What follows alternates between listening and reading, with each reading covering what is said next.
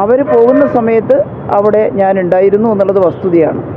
എന്നാൽ നിങ്ങളെല്ലാവരും പ്രചരിപ്പിച്ചതുപോലെ, മാധ്യമങ്ങളിൽ കൊടുത്തതുപോലെ ഒരു വലിയ യാത്രയയപ്പ് എന്നൊന്നും അതിനെ കാണാൻ സാധിക്കില്ല. അവർ വർഷങ്ങൾക്ക് ശേഷം 8 വർഷക്കാലത്തേക്ക് ശിക്ഷ അനുഭവിക്കേണ്ടതായി ജയിലിൽ പോകുന്ന സമയത്ത് അവിടെ എല്ലാവരും ഉണ്ടായിരുന്നു, ആ കൂട്ടത്തിൽ ഞാനും അവിടെ ഉണ്ടായിരുന്നു എന്നുള്ളത് മാത്രമേ ആ സംഭവത്തിൽ കാണേണ്ടതായിട്ടുള്ളൂ. ഈ പറയുന്ന എല്ലാവരെയും വ്യക്തിപരമായി നിങ്ങളെടുത്ത് പരിശോധിച്ച് നോക്കിയാൽ അങ്ങനെ ഏതെങ്കിലും ഒരു കുറ്റകൃത്യം ചെയ്തിട്ടുള്ള ആളുകളല്ല അവർ. പക്ഷേ കോടതിയിൽ വന്ന സാഹചര്യ തെളിവുകളും മറ്റ് രീതിയിലുള്ള മൊഴികളും എല്ലാം അടിസ്ഥാനത്തിലാണ് കോടതി ശിക്ഷ വിധിച്ചിട്ടുള്ളത്. ആ ശിക്ഷയെ ഞങ്ങളെല്ലാം മാനിച്ചിട്ടുണ്ട്. ശൈല ടീച്ചർ ഈ ശിക്ഷിക്കപ്പെട്ട പ്രതികൾ കോടതിയിൽ ഹാജരാകുന്ന അവസരത്തിൽ അവിടെ പോയി പിന്തുണ പ്രഖ്യാപിച്ചു എന്നാണല്ലോ നിങ്ങൾ പറയുന്നത്. ഇവിടെ ആ കേസിലെ ശിക്ഷിക്കപ്പെട്ട പ്രതികളിൽ 2 അധ്യാപകന്മാരുണ്ട്. ചെറിയ വർഷക്കാലം, ദീർഘവർഷക്കാലം കുട്ടികളെ പഠിപ്പിച്ച് നാടിൻ്റെ അംഗീകാരം വാങ്ങിച്ച പൊതുപ്രവർത്തകന്മാരായിട്ടുള്ള 2 അധ്യാപകന്മാരടക്കമാണ് ശിക്ഷിക്കപ്പെട്ടത്. സ്വാഭാവികമായിട്ടും ആ അധ്യാപകന്മാരടക്കമുള്ള CPMൻ്റെ പ്രവർത്തകന്മാരോട് ഈ നാട്ടിലെ ജനങ്ങൾക്കുള്ള സ്നേഹം പ്രകടിപ്പിക്കും. സുപ്രീം കോടതിയാണ് വിധിയാണ് വന്നത്. ആ വിധിയെ മാനിച്ചുകൊണ്ട് അവർ ജയിലിലേക്ക് പോകുന്നു. അപ്പോൾ അത്തരമൊരു സാഹചര്യത്തിൽ ആരെങ്കിലും അതിന് പിന്തുണ പ്രഖ്യാപിച്ച് മുദ്രാവാക്യം വിളിക്കുന്നു, പാർട്ടി നേതാക്കന്മാർ പോകുന്നു. എനിക്ക് ഇന്നലെ പോകാൻ പറ്റിയിട്ട്, എനിക്ക് സൗകര്യം ഉണ്ടെങ്കിൽ ഞാനും പോകുമായിരുന്നു. ഇനിയിപ്പോൾ ജയിലിൽ പോയിട്ട് ഈ അധ്യാപകന്മാരുൾപ്പെടെയുള്ള ആളുകളെ ഞാനും കാണും. നമസ്തേ. RMP സ്ഥാപക നേതാവ് TP ചന്ദ്രശേഖരനെ 51 തവണ വെട്ടി നിഷ്ഠൂരമായി കൊലപ്പെടുത്തിയ CPM കൊടും ക്രിമിനലുകൾ കൊടിസുനിയും മുഹമ്മദ് ഷാഫിയും ഷിനോജും തലശ്ശേരിയിലെ ജില്ലാ കോടതി സമുച്ചയത്തിന് പരിസരത്തുള്ള വിക്ടോറിയ ബാറിൻ്റെ മുറ്റത്ത് നിന്ന് പരസ്യമായി മദ്യപിക്കുന്ന CCTV ദൃശ്യങ്ങൾ പുറത്തു വന്നിട്ടും കേസെടുക്കാൻ തെളിവില്ലെന്നാണ് പോലീസിൻ്റെ ഭാഷ്യം. കുടിച്ചത് മദ്യമാണെന്ന് എങ്ങനെ പറയും എന്നാണ് തലശ്ശേരി പോലീസിൻ്റെ ചോദ്യം.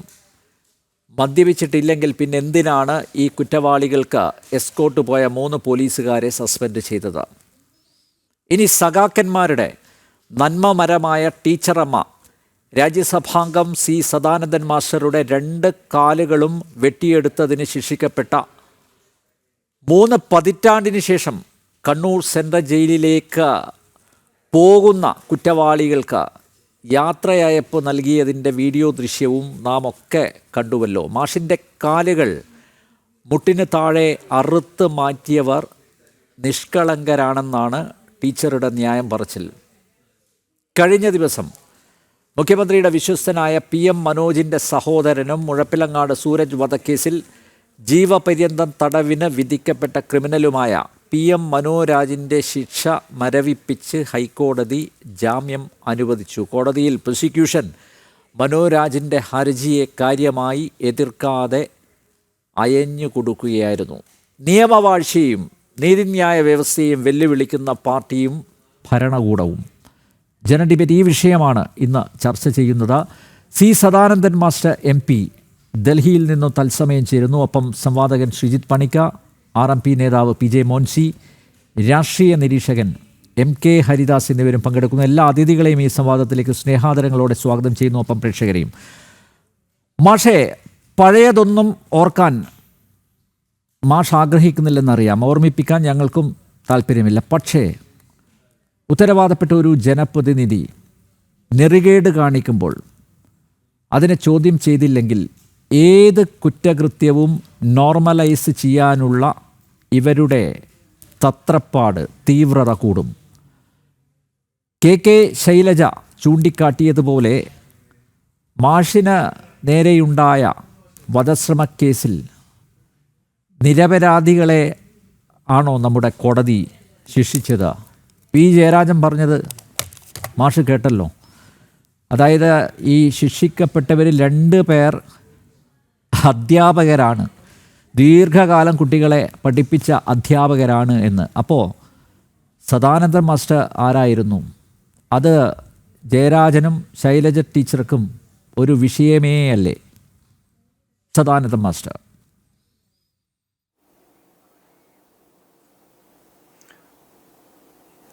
ശ്രീ അനിൽ നമ്പ്യാർ, നമസ്കാരം. ഈ ഒരു ചർച്ചയ്ക്ക് അല്ലെങ്കിൽ സംവാദത്തിന് നിമിത്തമായി തീർന്ന ആൾ എന്നുള്ള നിലയിലാണ് ഞാനിവിടെ ഇരിക്കുന്നത്. 2-3 കാര്യങ്ങൾ ഇതുമായി ബന്ധപ്പെട്ട് എനിക്ക് അനിൽ നമ്പ്യാരുമായും എൻ്റെ ബഹുമാന്യരായ സഹപാനലിസ്റ്റുകളുമായും ബഹുമാന്യരായ പ്രേക്ഷകരുമായി പങ്കുവയ്ക്കാനുണ്ട്.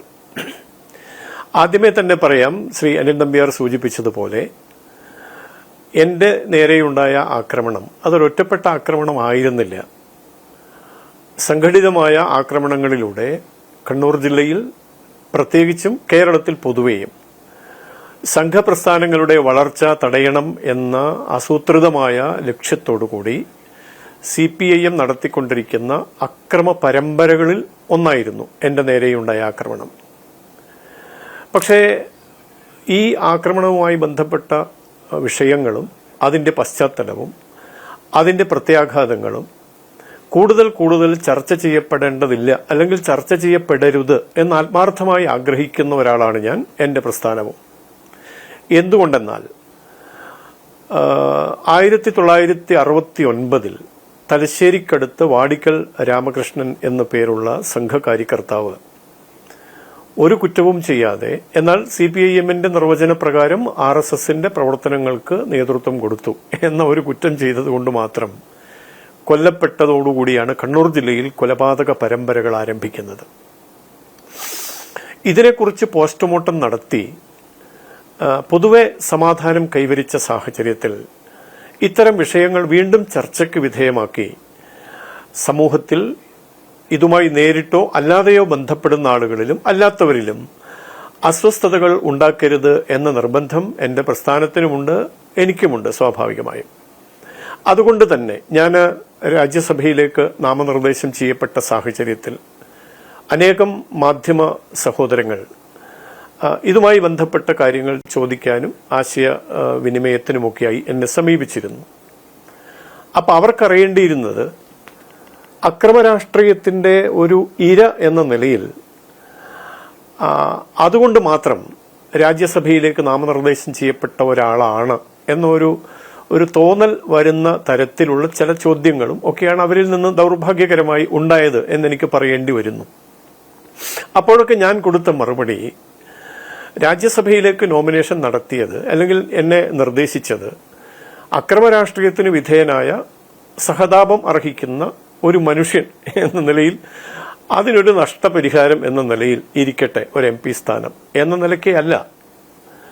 മാത്രവുമല്ല, എൻ്റെ രാജ്യസഭയിലേക്കുള്ള നാമനിർദ്ദേശം നാം മറക്കാൻ ആഗ്രഹിക്കുന്ന, ഒരിക്കലും അത് ചർച്ച ചെയ്യപ്പെടണം എന്നാഗ്രഹിക്കാത്ത ഒരു കാര്യത്തെക്കുറിച്ച് വീണ്ടും വീണ്ടും ചർച്ച ചെയ്ത് മനുഷ്യ മനസ്സുകളെ അസ്വസ്ഥമാക്കണം എന്ന ഉദ്ദേശത്തോടെയല്ല. മാത്രവുമല്ല, ഈ ഒരുപക്ഷെ എൻ്റെ നാമനിർദ്ദേശത്തിലൂടെ ഇത്തരം വിഷയങ്ങൾ ഉയർന്നു വരുമെങ്കിലും അതെല്ലാം ഒരു ദുസ്വപ്നം പോലെ മറക്കാനാണ് ഞാൻ ഇഷ്ടപ്പെടുന്നത്. അതാണ് എൻ്റെ പ്രസ്ഥാനം എന്നെ പഠിപ്പിച്ചത്. അതുകൊണ്ട് അത്തരം വിഷയങ്ങൾ കൂടുതലായി നമ്മൾ ചർച്ച ചെയ്യേണ്ടതില്ല. കാരണം ചർച്ച ചെയ്യുമ്പോൾ സ്വാഭാവികമായും കഴിഞ്ഞ കാലങ്ങളെക്കുറിച്ച് ഓർമ്മപ്പെടുത്തണം. ആ ഓർമ്മപ്പെടുത്തലുകളെ ചോദ്യം ചെയ്യാനായി ചില ആളുകൾ രംഗത്ത് വരും. ഓർമ്മപ്പെടുത്തലിലൂടെ സമൂഹത്തിന്റെ മുമ്പിൽ മോശക്കാരായി ചിത്രീകരിക്കപ്പെടും എന്നൊരു അപകർഷതാ ബോധം ചിലരെ ബാധിക്കും. അത് മറികടക്കാൻ വേണ്ടി എന്തെങ്കിലുമൊക്കെ അവർക്ക് വിളിച്ചു പറയേണ്ടി വരും. പിന്നെ അതിനെ പ്രതിരോധിക്കാനുള്ള മറുവാദങ്ങൾ ഉയർന്നു വരും. അത് നാം ആഗ്രഹിക്കാത്ത തലങ്ങളിലേക്ക് വളർന്നു വികസിക്കും എന്ന് ന്യായമായും ആശങ്കയുള്ളതുകൊണ്ടാണ് അങ്ങനെ ഒരു നിലപാട് സ്വീകരിച്ചത്. ആ വിഷയം നമ്മൾ ഇനി കൂടുതൽ ചർച്ച ചെയ്യേണ്ടതില്ല എന്നൊരു നിലപാട് സ്വീകരിക്കാൻ അതാണ് കാരണം. പക്ഷെ ദൗർഭാഗ്യകരമെന്ന് പറയട്ടെ, അത് തന്നെ ചർച്ച ചെയ്യപ്പെട്ടുകൊണ്ടിരിക്കുകയാണ്. ഞാൻ ആലോചിക്കുന്നത്, എൻ്റെ നാമനിർദ്ദേശം വന്ന ദിവസം തന്നെ കേരളത്തിലെ CPIMന്റെ മുഖം എന്ന് വിശേഷിപ്പിക്കാവുന്ന മാധ്യമങ്ങൾ, അത് ദൃശ്യമാധ്യമമായാലും അച്ചടി മാധ്യമമായാലും, അതിലൂടെ ഈ നാമനിർദ്ദേശം ചെയ്യപ്പെട്ട വ്യക്തി അതിന് കൊള്ളാത്ത ഒരാളാണ്, ഒരു ഗുണ്ടാ നേതാവാണ്, ഒരു ക്രിമിനലാണ് എന്ന നിലയ്ക്കൊക്കെ ഒരു ചാനൽ, അവരുടെ സ്വന്തം ചാനൽ 4.5 മിനിറ്റ് ദൈർഘ്യമുള്ള ഒരു വീഡിയോ ആണ് ആ ദിവസം തന്നെ നോട്ടിഫിക്കേഷൻ വന്ന അതേ ദിവസം പ്രസിദ്ധപ്പെടുത്തിയത്. എത്ര ദൗർഭാഗ്യകരമാണെന്ന് നോക്കൂ. വേണമെങ്കിൽ എനിക്കോ എൻ്റെ പ്രസ്ഥാനത്തിനോ ഈ വിഷയം കൂടുതൽ കൂടുതൽ ചർച്ച ചെയ്യപ്പെടുന്ന ഒരു സാഹചര്യം ഉണ്ടാക്കാമായിരുന്നു. കാരണം അത് ആത്യന്തികമായി CPIM-നെ തന്നെയാണ് ദോഷകരമായി ബാധിക്കുക. കാരണം നാട്ടുകാർക്കൊക്കെ ബോധ്യമുള്ളതാണ്, ഈ CPIM എന്ന പാർട്ടി അവരുടെ ഔദ്യോഗിക നയമായി തന്നെ മറ്റ് രാഷ്ട്രീയ പാർട്ടികളിൽപ്പെട്ട ആളുകളെ, മറ്റ് രാഷ്ട്രീയ പാർട്ടികളിൽ അല്ലെങ്കിലും പാർട്ടി നയങ്ങൾക്ക് വിധേയരാവാത്ത ആളുകളെ, അല്ലെങ്കിൽ പാർട്ടിയുടെ ആശയത്തോട് ചേർന്ന് നിൽക്കാൻ സന്നദ്ധരാവാത്ത ആളുകളെ, സ്വതന്ത്ര ചിന്ത വെച്ച് പുലർത്തുന്ന ആളുകളെ, ഒരു കാലത്ത് പാർട്ടിക്ക് വേണ്ടി മാത്രം സംസാരിക്കുകയും പിന്നീട് അതിന്റെ പൊള്ളത്തരം മനസ്സിലാക്കി മറ്റു തരത്തിൽ പാർട്ടിയെ വിമർശിക്കാനും തയ്യാറായി വരുന്ന ആളുകളെയൊക്കെ ഏത് രീതിയിലാണ് കൈകാര്യം ചെയ്യുന്നത് എന്ന് നാട്ടുകാർക്കൊക്കെ ബോധ്യമുള്ളതാണ്. അതുകൊണ്ട് ഇത്തരം ചർച്ച കൊണ്ട് ആത്യന്തികമായി ദോഷം വരുത്തുന്നത് ഈ പാർട്ടിക്ക് തന്നെയാണ്. പക്ഷെ അതൊന്നും ഉൾക്കൊള്ളാതെ അവർ വീണ്ടും വീണ്ടും അനാവശ്യമായ ചർച്ചകൾ ഉയർത്തിക്കൊണ്ടുവരികയാണ്. ഏതായാലും ചർച്ച ചെയ്യപ്പെട്ടു, അവർ തുടങ്ങിവെച്ചു. അങ്ങനെ വരുമ്പോൾ ചില കാര്യങ്ങൾ നമുക്കും പറയേണ്ടി വരും എന്നുള്ളതാണ്. ഇപ്പോഴുണ്ടായ ഒടുവിലത്തെ സംഭവം, എന്റെ കേസ് എല്ലാവർക്കും അറിയാം, ഇതിനകം എല്ലാവരും മനസ്സിലാക്കിയിട്ടുള്ളതാണ്. 1994 ജനുവരി മാസം 25-ാം തീയതിയാണ് എന്റെ നേരെ ആക്രമണമുണ്ടായത്. ആ ആക്രമണമുണ്ടായ സന്ദർഭത്തിൽ സ്വാഭാവികമാണ് പോലീസ് നടപടികൾ ഉണ്ടാകുന്നു. പിന്നെ കേരളത്തിൽ എല്ലാവരും മനസ്സിലാക്കിയ കാര്യമാണ്, അതേ തുടർന്ന് കേരളത്തിൽ ടാഡ അനുസരിച്ചുള്ള നിയമം നടപ്പിലാക്കിയത്, അല്ലെങ്കിൽ ടാഡ അനുസരിച്ചുള്ള വകുപ്പുകൾ ഉൾപ്പെടുത്തി ചാർജ് ചെയ്ത ഒരു കേസാണ് എന്റെ നേരെയുള്ള ആക്രമണം. ആ ടാഡ അനുസരിച്ച് ചാർജ് ചെയ്തതിന് ശേഷം ഒരുപാട് സങ്കീർണതകളുണ്ടായി. കേസ് അട്ടിമറിക്കാനുള്ള ഗൂഢമായ പരിശ്രമം ഒരു ഭാഗത്ത് അരങ്ങേറിയിരുന്നു. എന്റെ കേസ് അന്വേഷിക്കാൻ നിയോഗിക്കപ്പെട്ട സർക്കിൾ ഇൻസ്പെക്ടറായ ഉദ്യോഗസ്ഥന്റെ ഭാഗത്ത് നിന്ന് അത്തരം ചില നീക്കങ്ങൾ ഉണ്ടായതായി ന്യായമായി ഞങ്ങൾക്ക് സംശയമുണ്ട്. ഏതായാലും ആ ശ്രമങ്ങളൊക്കെ നടന്നു. എങ്കിലും കേസിൽ പ്രതികൾ ഉണ്ടായി. എന്റെ മരണമൊഴിയും, ഞാനന്ന് ആക്രമിക്കപ്പെട്ടതിന് ശേഷം തലശ്ശേരി ആശുപത്രിയിൽ അന്നത്തെ ജഡ്ജ് ബഹുമാന്യനായ ശ്രീ ഉബൈദ്, അദ്ദേഹമാണ് എന്റെ മരണമൊഴി രേഖപ്പെടുത്തിയത്. പിന്നീട് പോലീസ് നടത്തിയ അന്വേഷണം, ഇതിന്റെയൊക്കെ ഫലമായി 12 പേരെയാണ് പ്രതികളായി ചേർത്തത്. അതിൽ 4 പേര് ഗൂഢാലോചന ആരോപിക്കപ്പെട്ട വകുപ്പുകൾ അനുസരിച്ച് കുറ്റവാളികളായവരാണ്. അവരെ വെറുതെ വിടുകയും കുറ്റം ചെയ്തു എന്ന് ആരോപിക്കപ്പെട്ട 8 പേരെ വിചാരണ കോടതി തന്നെ ശിക്ഷിക്കുകയും ചെയ്ത സാഹചര്യമുണ്ടായി. അതിനിടയിൽ ഈ കേസിൽപ്പെട്ട ഒരു പ്രതി ഗൾഫിലേക്ക് പോവുകയും പിന്നീട് അങ്ങനെയുള്ള ഒരുപാട് സങ്കീർണതകളുണ്ടായി. ഞാൻ വിസ്തരഭയത്താൽ അതൊന്നും പരാമർശിക്കുന്നില്ല. വിചാരണ കോടതിയുടെ ശിക്ഷാവിധി വന്നത് ഈ കുറ്റവാളികൾ 8 പേര് 100% കുറ്റവാളികൾ തന്നെയാണ്, തെളിയിക്കപ്പെട്ടിട്ടുണ്ട്. അതുകൊണ്ട് അവർ ശിക്ഷ അനുഭവിക്കണം. 7 വർഷത്തെ തടവാണ്, വെറും തടവാണ് അന്ന് ശിക്ഷിച്ചത്. 25,000 രൂപ വെച്ച് പിഴയും. പിന്നീട് അവർ സെഷൻസ് കോർട്ടിൽ അപ്പീലുമായി പോയി. CPIM-ന്റെ ആളുകൾ തന്നെയാണ് അപ്പീലായിട്ട് പോയത്. സെഷൻസ് കോടതി ശിക്ഷ ശരിവെക്കുന്നു. അതിനുശേഷം ഹൈക്കോടതിയിലേക്ക് പോകുന്നു അവര്. ഹൈക്കോടതിയും വിധി ശരിവെക്കുന്നു. മാത്രവുമല്ല, ശിക്ഷയിൽ ഇളവ് ആവശ്യപ്പെട്ടുകൊണ്ട് ഹൈക്കോടതിയിൽ അവർ നടത്തിയ അപ്പീൽ കൊടുത്തതിൽ അവർ വെച്ച അപേക്ഷ, ഈ പ്രതികളൊക്കെ അന്ന് 31 വർഷം മുമ്പാണെന്ന് ഓർക്കണം. അന്ന് ഇന്നത്തെ പ്രതികളായ ആളുകൾക്കെല്ലാം ഒരു 30 വയസ്സ്, 32 വയസ്സ്, അല്ലെങ്കിൽ 28 വയസ്സൊക്കെ പ്രായമുള്ള ആളുകളാണ്. അവർക്ക് ഇപ്പോൾ 60 വയസ്സിന് മുകളിൽ പ്രായമായി. അപ്പൊ ഈ ഒരു കാര്യം, പ്രായാധിക്യം ചൂണ്ടിക്കാണിച്ചുകൊണ്ട് ഇളവ് വേണം എന്നവർ കോടതിയുടെ മുമ്പിൽ അപേക്ഷ വെച്ചു. അതുപോലെ ശിക്ഷയിൽ നിന്ന് ഒഴിവാക്കി തരണം എന്ന് തന്നെ. പക്ഷെ കോടതി നിരീക്ഷിച്ചത്, കോടതിയുടെ ഏതാണ്ട് ഒരു 38 പേജാണ് കോടതി വിധിന്യായം. ആ 38 പേജിൽ ഏറ്റവും പ്രസക്തമായ, ശ്രദ്ധേയമായ ഒരുപാട് പരാമർശങ്ങളുണ്ട്. ആ പരാമർശങ്ങളെല്ലാം തന്നെ പൊതുസമൂഹത്തിന് ലഭ്യമാണ്. അതിൽ ഏറ്റവും പ്രധാനമായിട്ട് എനിക്ക് തോന്നിയ 1-2 പരാമർശങ്ങൾ ഇവിടെ സൂചിപ്പിക്കേണ്ടതുണ്ട്. അതിലൊന്ന്, പ്രായാധിക്യവും ഒക്കെ സൂചിപ്പിച്ച് ശിക്ഷയിൽ ഇളവ് ചോദിക്കുന്നത് യാതൊരു യുക്തിയുമില്ലാത്തതാണ്. അത് അനുവദനീയമല്ല. കാരണം ഇത്രയും ക്രൂരമായ ഒരു ആക്രമണം നടത്തിയ ആളുകൾ, അത് ഏതു പ്രായത്തിൽപ്പെട്ടവരോ ആകട്ടെ, അവർ ഏതെങ്കിലും തരത്തിൽ ഇളവ് അർഹിക്കുന്നവരാണെന്ന് കോടതി കണ്ടെത്തിയാൽ അത് സമൂഹത്തിന് തെറ്റായ സന്ദേശം നൽകുന്നതാണ്. കുറ്റവാളികൾ തന്നെയാണ്, അവർ ശിക്ഷിക്കപ്പെടണം എന്നുള്ള ഒരു കാര്യം. മറ്റൊന്ന്, രാഷ്ട്രീയം നമ്മൾ അല്ലെങ്കിൽ രാഷ്ട്രീയപരമായ കാര്യങ്ങൾ ചർച്ച ചെയ്യേണ്ടത് ആയുധം കൊണ്ടല്ല, തെരുവിൽ ആയുധമെടുത്തുള്ള പോരാട്ടമല്ല രാഷ്ട്രീയം, മറിച്ച് ജനസേവനമാണ്, ആശയം കൊണ്ടുള്ള പോരാട്ടമാണ് നടത്തേണ്ടത്. ഇവിടെ ആശയം കൊണ്ടുള്ള പോരാട്ടത്തിന് പകരം ആയുധം കൊണ്ട് ഒരാശയത്തിന്റെ വക്താവായ ഒരു ചെറുപ്പക്കാരനെ ക്രൂരമായി ആക്രമിച്ച് 2 കാലുകളും അരിഞ്ഞെടുത്ത് കൊല്ലാക്കൊല ചെയ്തു എന്ന ഒരു പരാമർശം കോടതിയുടെ ഭാഗത്തു നിന്നുണ്ടായി. അത് അങ്ങേയറ്റം അപരാധമാണ്. ആ അപരാധത്തിന് മാപ്പർഹിക്കുന്നില്ല എന്ന പരാമർശമാണ് കോടതി നടത്തിയത്. മറ്റൊന്ന്, പ്രസക്തമായ മറ്റൊരു പരാമർശം കോടതിയുടെ ഭാഗത്തു നിന്നുണ്ടായത്, ഈ കേസിൽ അപ്പീൽ പോയതൊക്കെ പ്രതികളുടെ ഭാഗത്തു നിന്നാണ്. എന്റെ ഭാഗത്ത് നിന്ന് കക്ഷി ചേരുക എന്നുള്ള ഒരു ഇത് മാത്രമാണ്. പക്ഷേ കോടതി പറയുന്നു, ഇത്രയും ഭീകരമായ ആക്രമണത്തിന് വിധേയനായ ഒരു പൗരന് വേണ്ടി കൂടുതൽ ശിക്ഷ വാങ്ങിച്ചു കൊടുക്കാൻ സർക്കാർ അപ്പീൽ പോകേണ്ടതായിരുന്നു. എന്തുകൊണ്ടാണ് സർക്കാർ അപ്പീൽ പോകാതിരുന്നത് എന്ന് എല്ലാവർക്കും അറിയാമല്ലോ എന്ന ഒരു ചോദ്യത്തിലാണ് കോടതിയുടെ ആ പരാമർശം ചെന്ന് നിൽക്കുന്നത്. മാത്രവുമല്ല, ശിക്ഷാവിധി അതിൽ 7 വർഷം എന്നുള്ളത് കഠിന തടവാക്കി മാറ്റുകയും പിന്നെ ഇവരുടെ ഈ പറഞ്ഞതുപോലെ പ്രായാധിക്യം ഒരു ഘട്ടത്തിൽ പ്രായാധിക്യം കണക്കിലെടുത്തുകൊണ്ട് തന്നെ കൂടുതൽ ശിക്ഷ അർഹിക്കുന്നുണ്ട് ഇവര്. ഈ ശിക്ഷ അപര്യാപ്തമാണ്.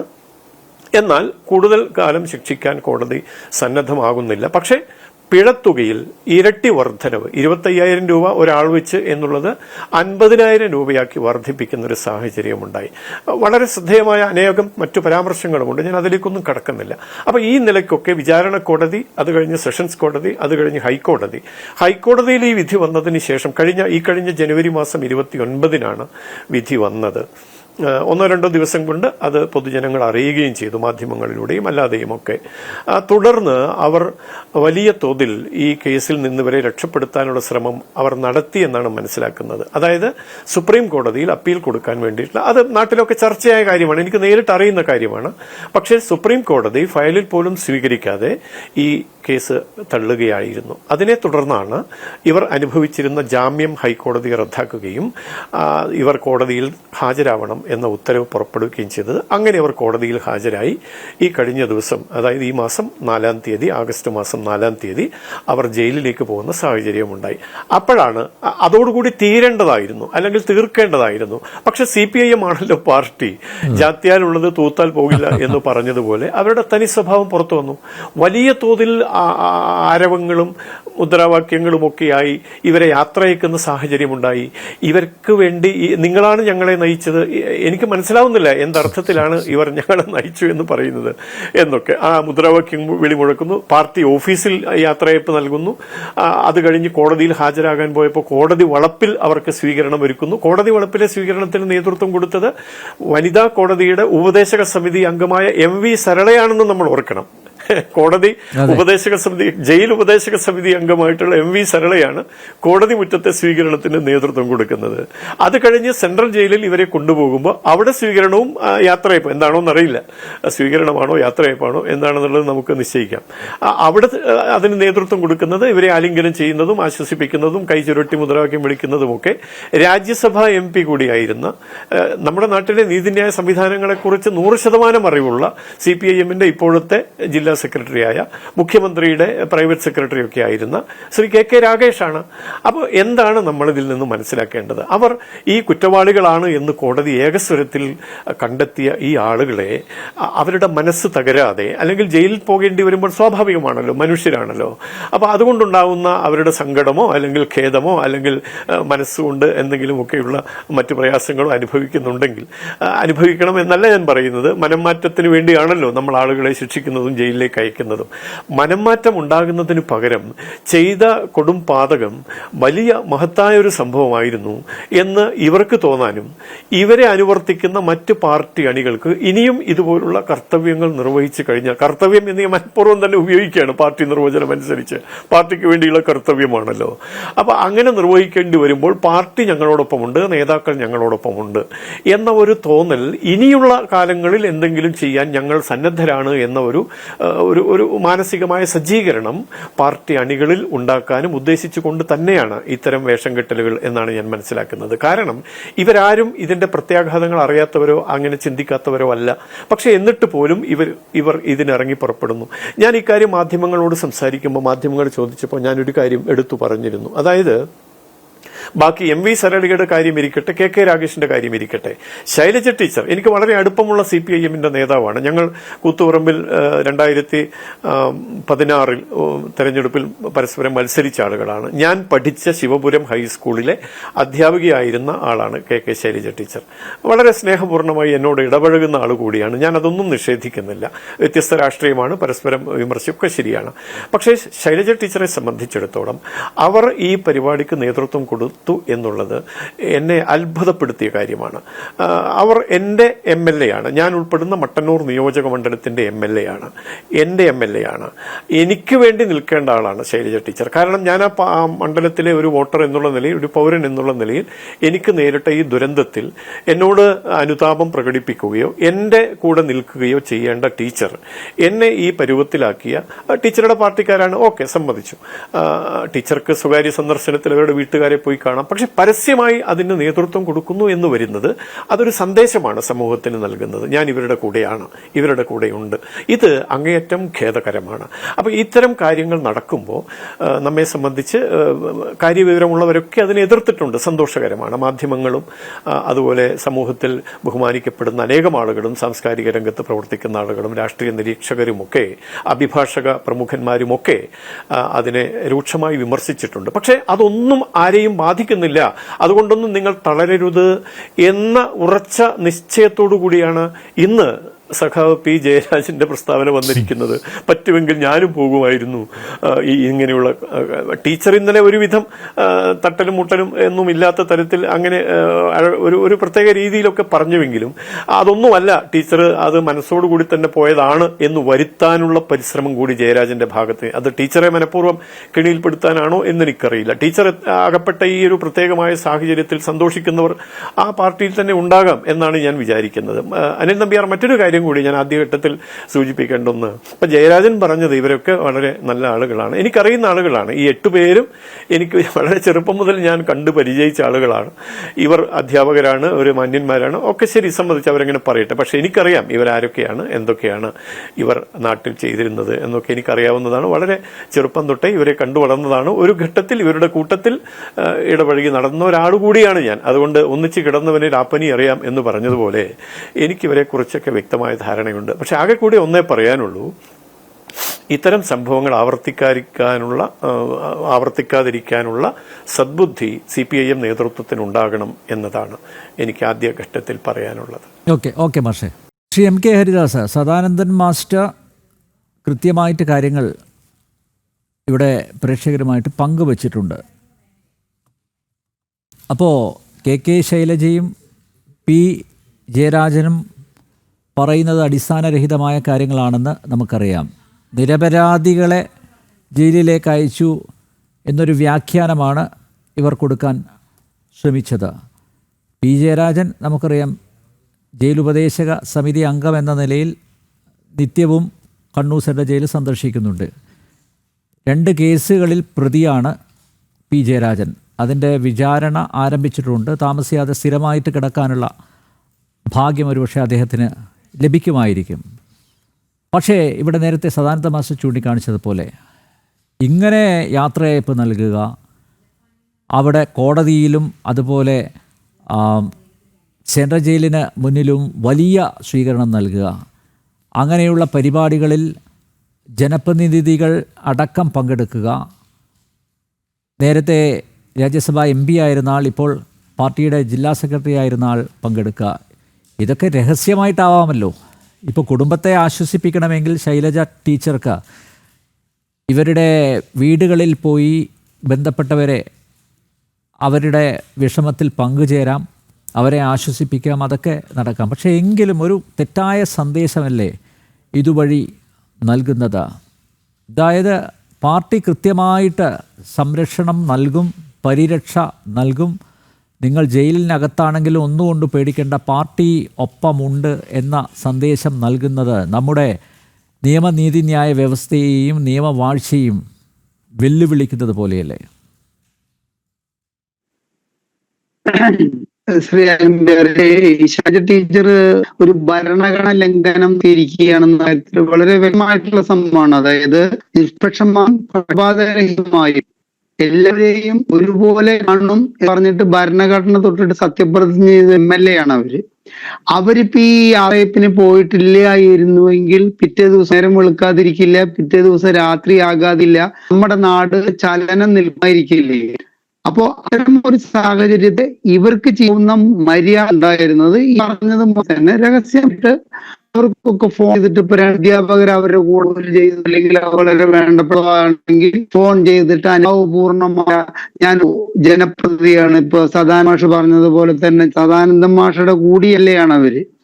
അപ്പൊ അവര് കണ്ണൂർ അവർക്ക് 68,000 വോട്ടിന്റെ ഭൂരിപക്ഷത്തോടി ജയിച്ചിട്ടുള്ളത് അവരുടെ ധാരണ ഈ 60,000 വോട്ടിന്റെ ഭൂരിപക്ഷം തക്ക തോതിൽ വോട്ട് മുഴുവൻ ഇരിക്കുന്നത് CPI പ്രവർത്തകരാണെന്നാണ്. അല്ല, അവരുടെ വ്യക്തിപരമായിട്ട് അനുഭവം മറ്റ് രാഷ്ട്രീയ പാർട്ടികളിലെ ഞാൻ വിശ്വസിക്കുന്നു അതിൽ സംഘപരിവാർ ആളുകൾ വോട്ട് കിട്ടിയിട്ട് ജയിച്ചിട്ട് വ്യക്തി കാണിക്കേണ്ട ഒരു സാമാന്യ മര്യാദ. അത് നമ്മുടെ പേരിന്റെ കൂടെ ഒരു ടീച്ചർ കൊണ്ട് നടന്നത് കാണുമ്പോ അപ്പൊ ആ ടീച്ചർ എന്ന പദത്തിന്റെ അർത്ഥം പൂർത്തീകരിക്കാൻ വേണ്ടിയിട്ടെങ്കിലും അവർക്ക് ഈ യാത്രയപ്പില്, കാരണം ഇപ്പോ അത് സ്വാതന്ത്ര്യ സമരത്തിൽ പങ്കുകൊണ്ട് ഉള്ള ആൾക്കാർക്കുള്ള വെയിലുള്ള യാത്ര സ്വീകരണം അല്ലെങ്കിൽ യാത്രയപ്പോ ഒന്ന് നടന്നത്. ഒരു വ്യക്തി രാത്രി ബസ് ഇറങ്ങി, അദ്ദേഹം പറഞ്ഞിട്ടില്ല, ഇന്നലെ വേറെ ചില ഞാൻ ഇരിക്കുമ്പോ കേട്ടതാണ്, അദ്ദേഹത്തിനെ ഇറക്കുന്നു, റോഡ് കിടത്തുന്നു.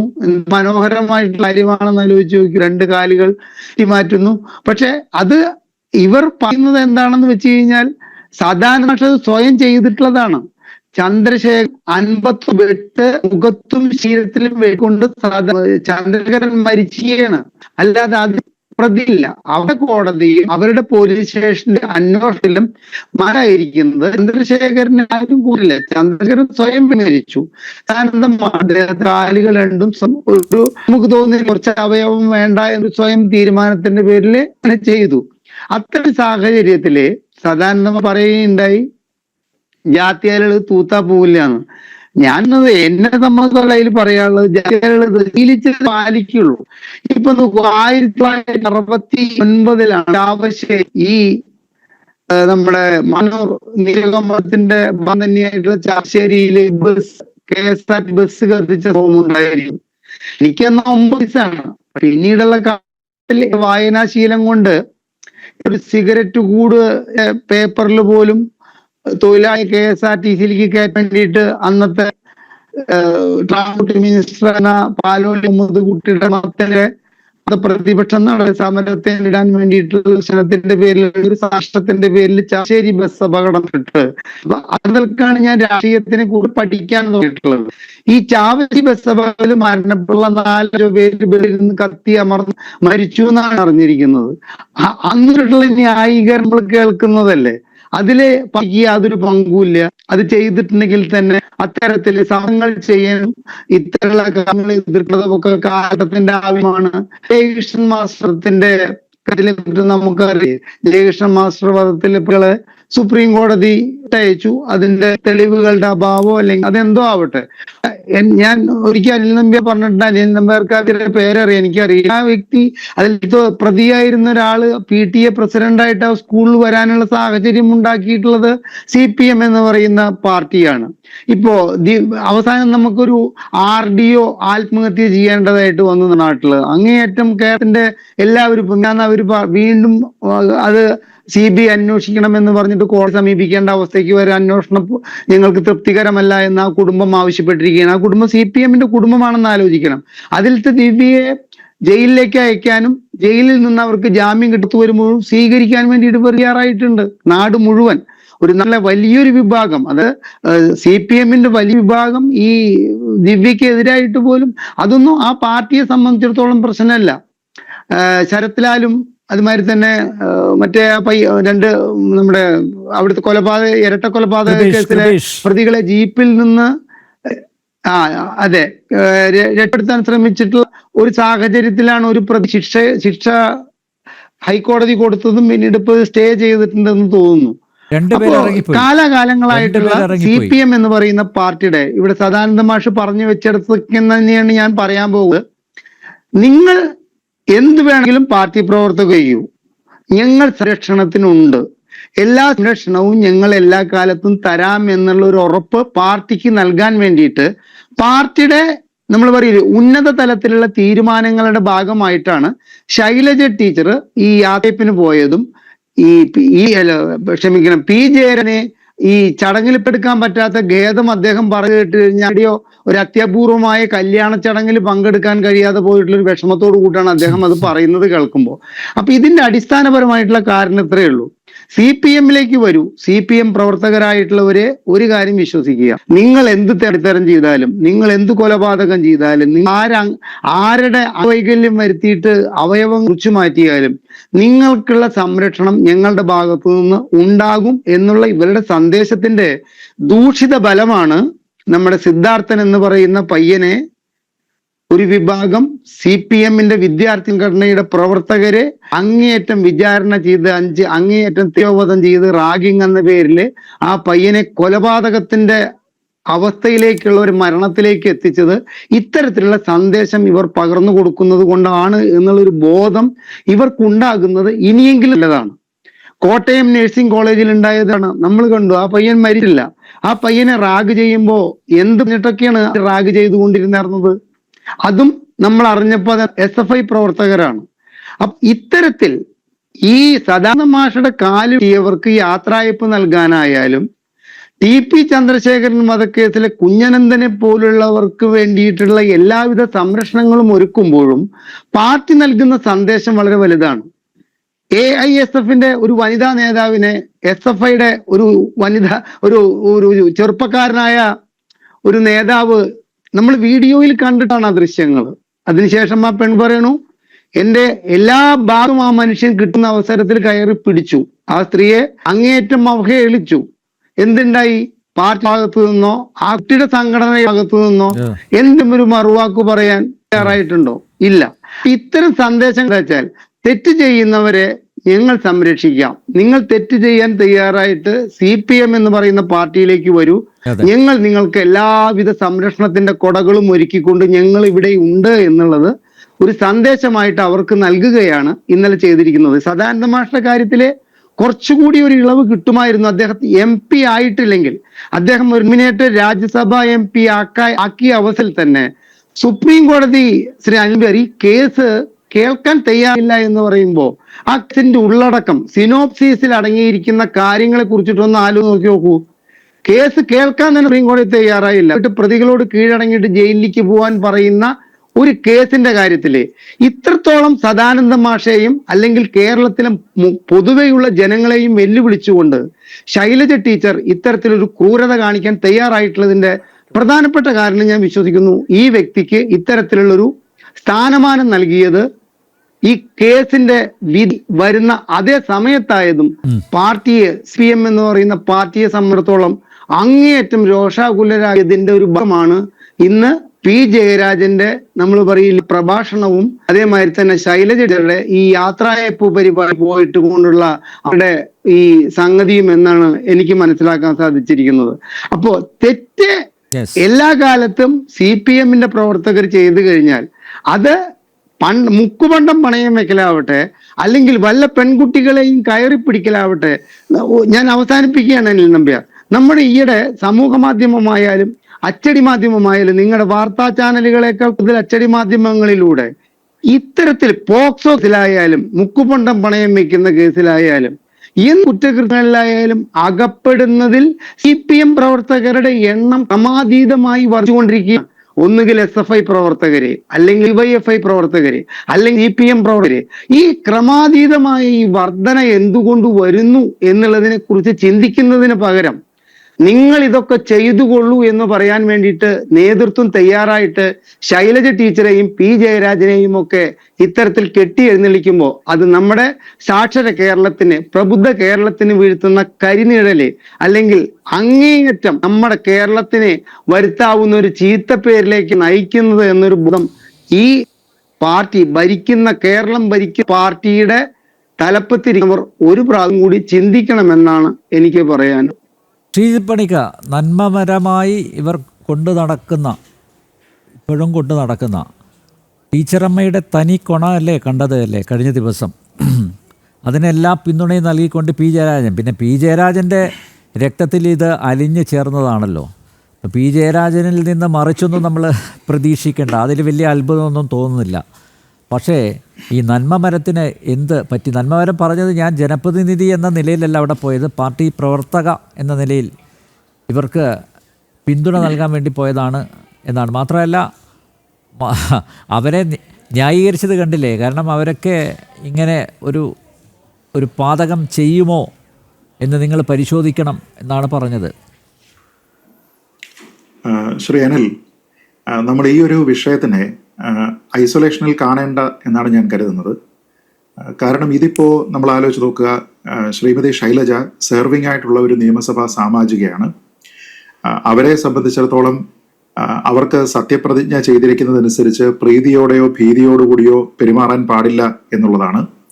അങ്ങനെയുള്ള ഒരാളാണ് പ്രീതിയുടെ മാത്രം അടിസ്ഥാനത്തിൽ അവിടെ ആ ഒരു ചടങ്ങിൽ പോയി പങ്കെടുക്കുന്നത്. അതെന്താണ് അതിന് പറയുന്ന ന്യായം?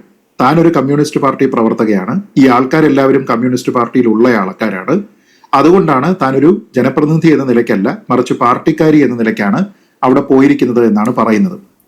നമ്മൾ ഇന്നത്തെ കാലത്തേക്ക്, ഇതിപ്പോൾ 1994 നടന്നിരിക്കുന്ന ഒരു സംഭവമാണെങ്കിൽ ഇന്നത്തെ കാലത്തേക്ക് നോക്കിക്കഴിഞ്ഞാൽ നമുക്കിവിടെ നവീൻ ബാബുവിന്റെ വിഷയം അറിയാം. അപ്പൊ നവീൻ ബാബുവിന്റെ വിഷയത്തിൽ ഇതേപോലെ ആരോപണ വിധേയമായിട്ട് CPM-ൽ നിന്ന് ഒരു PP ദിവ്യയുണ്ട്.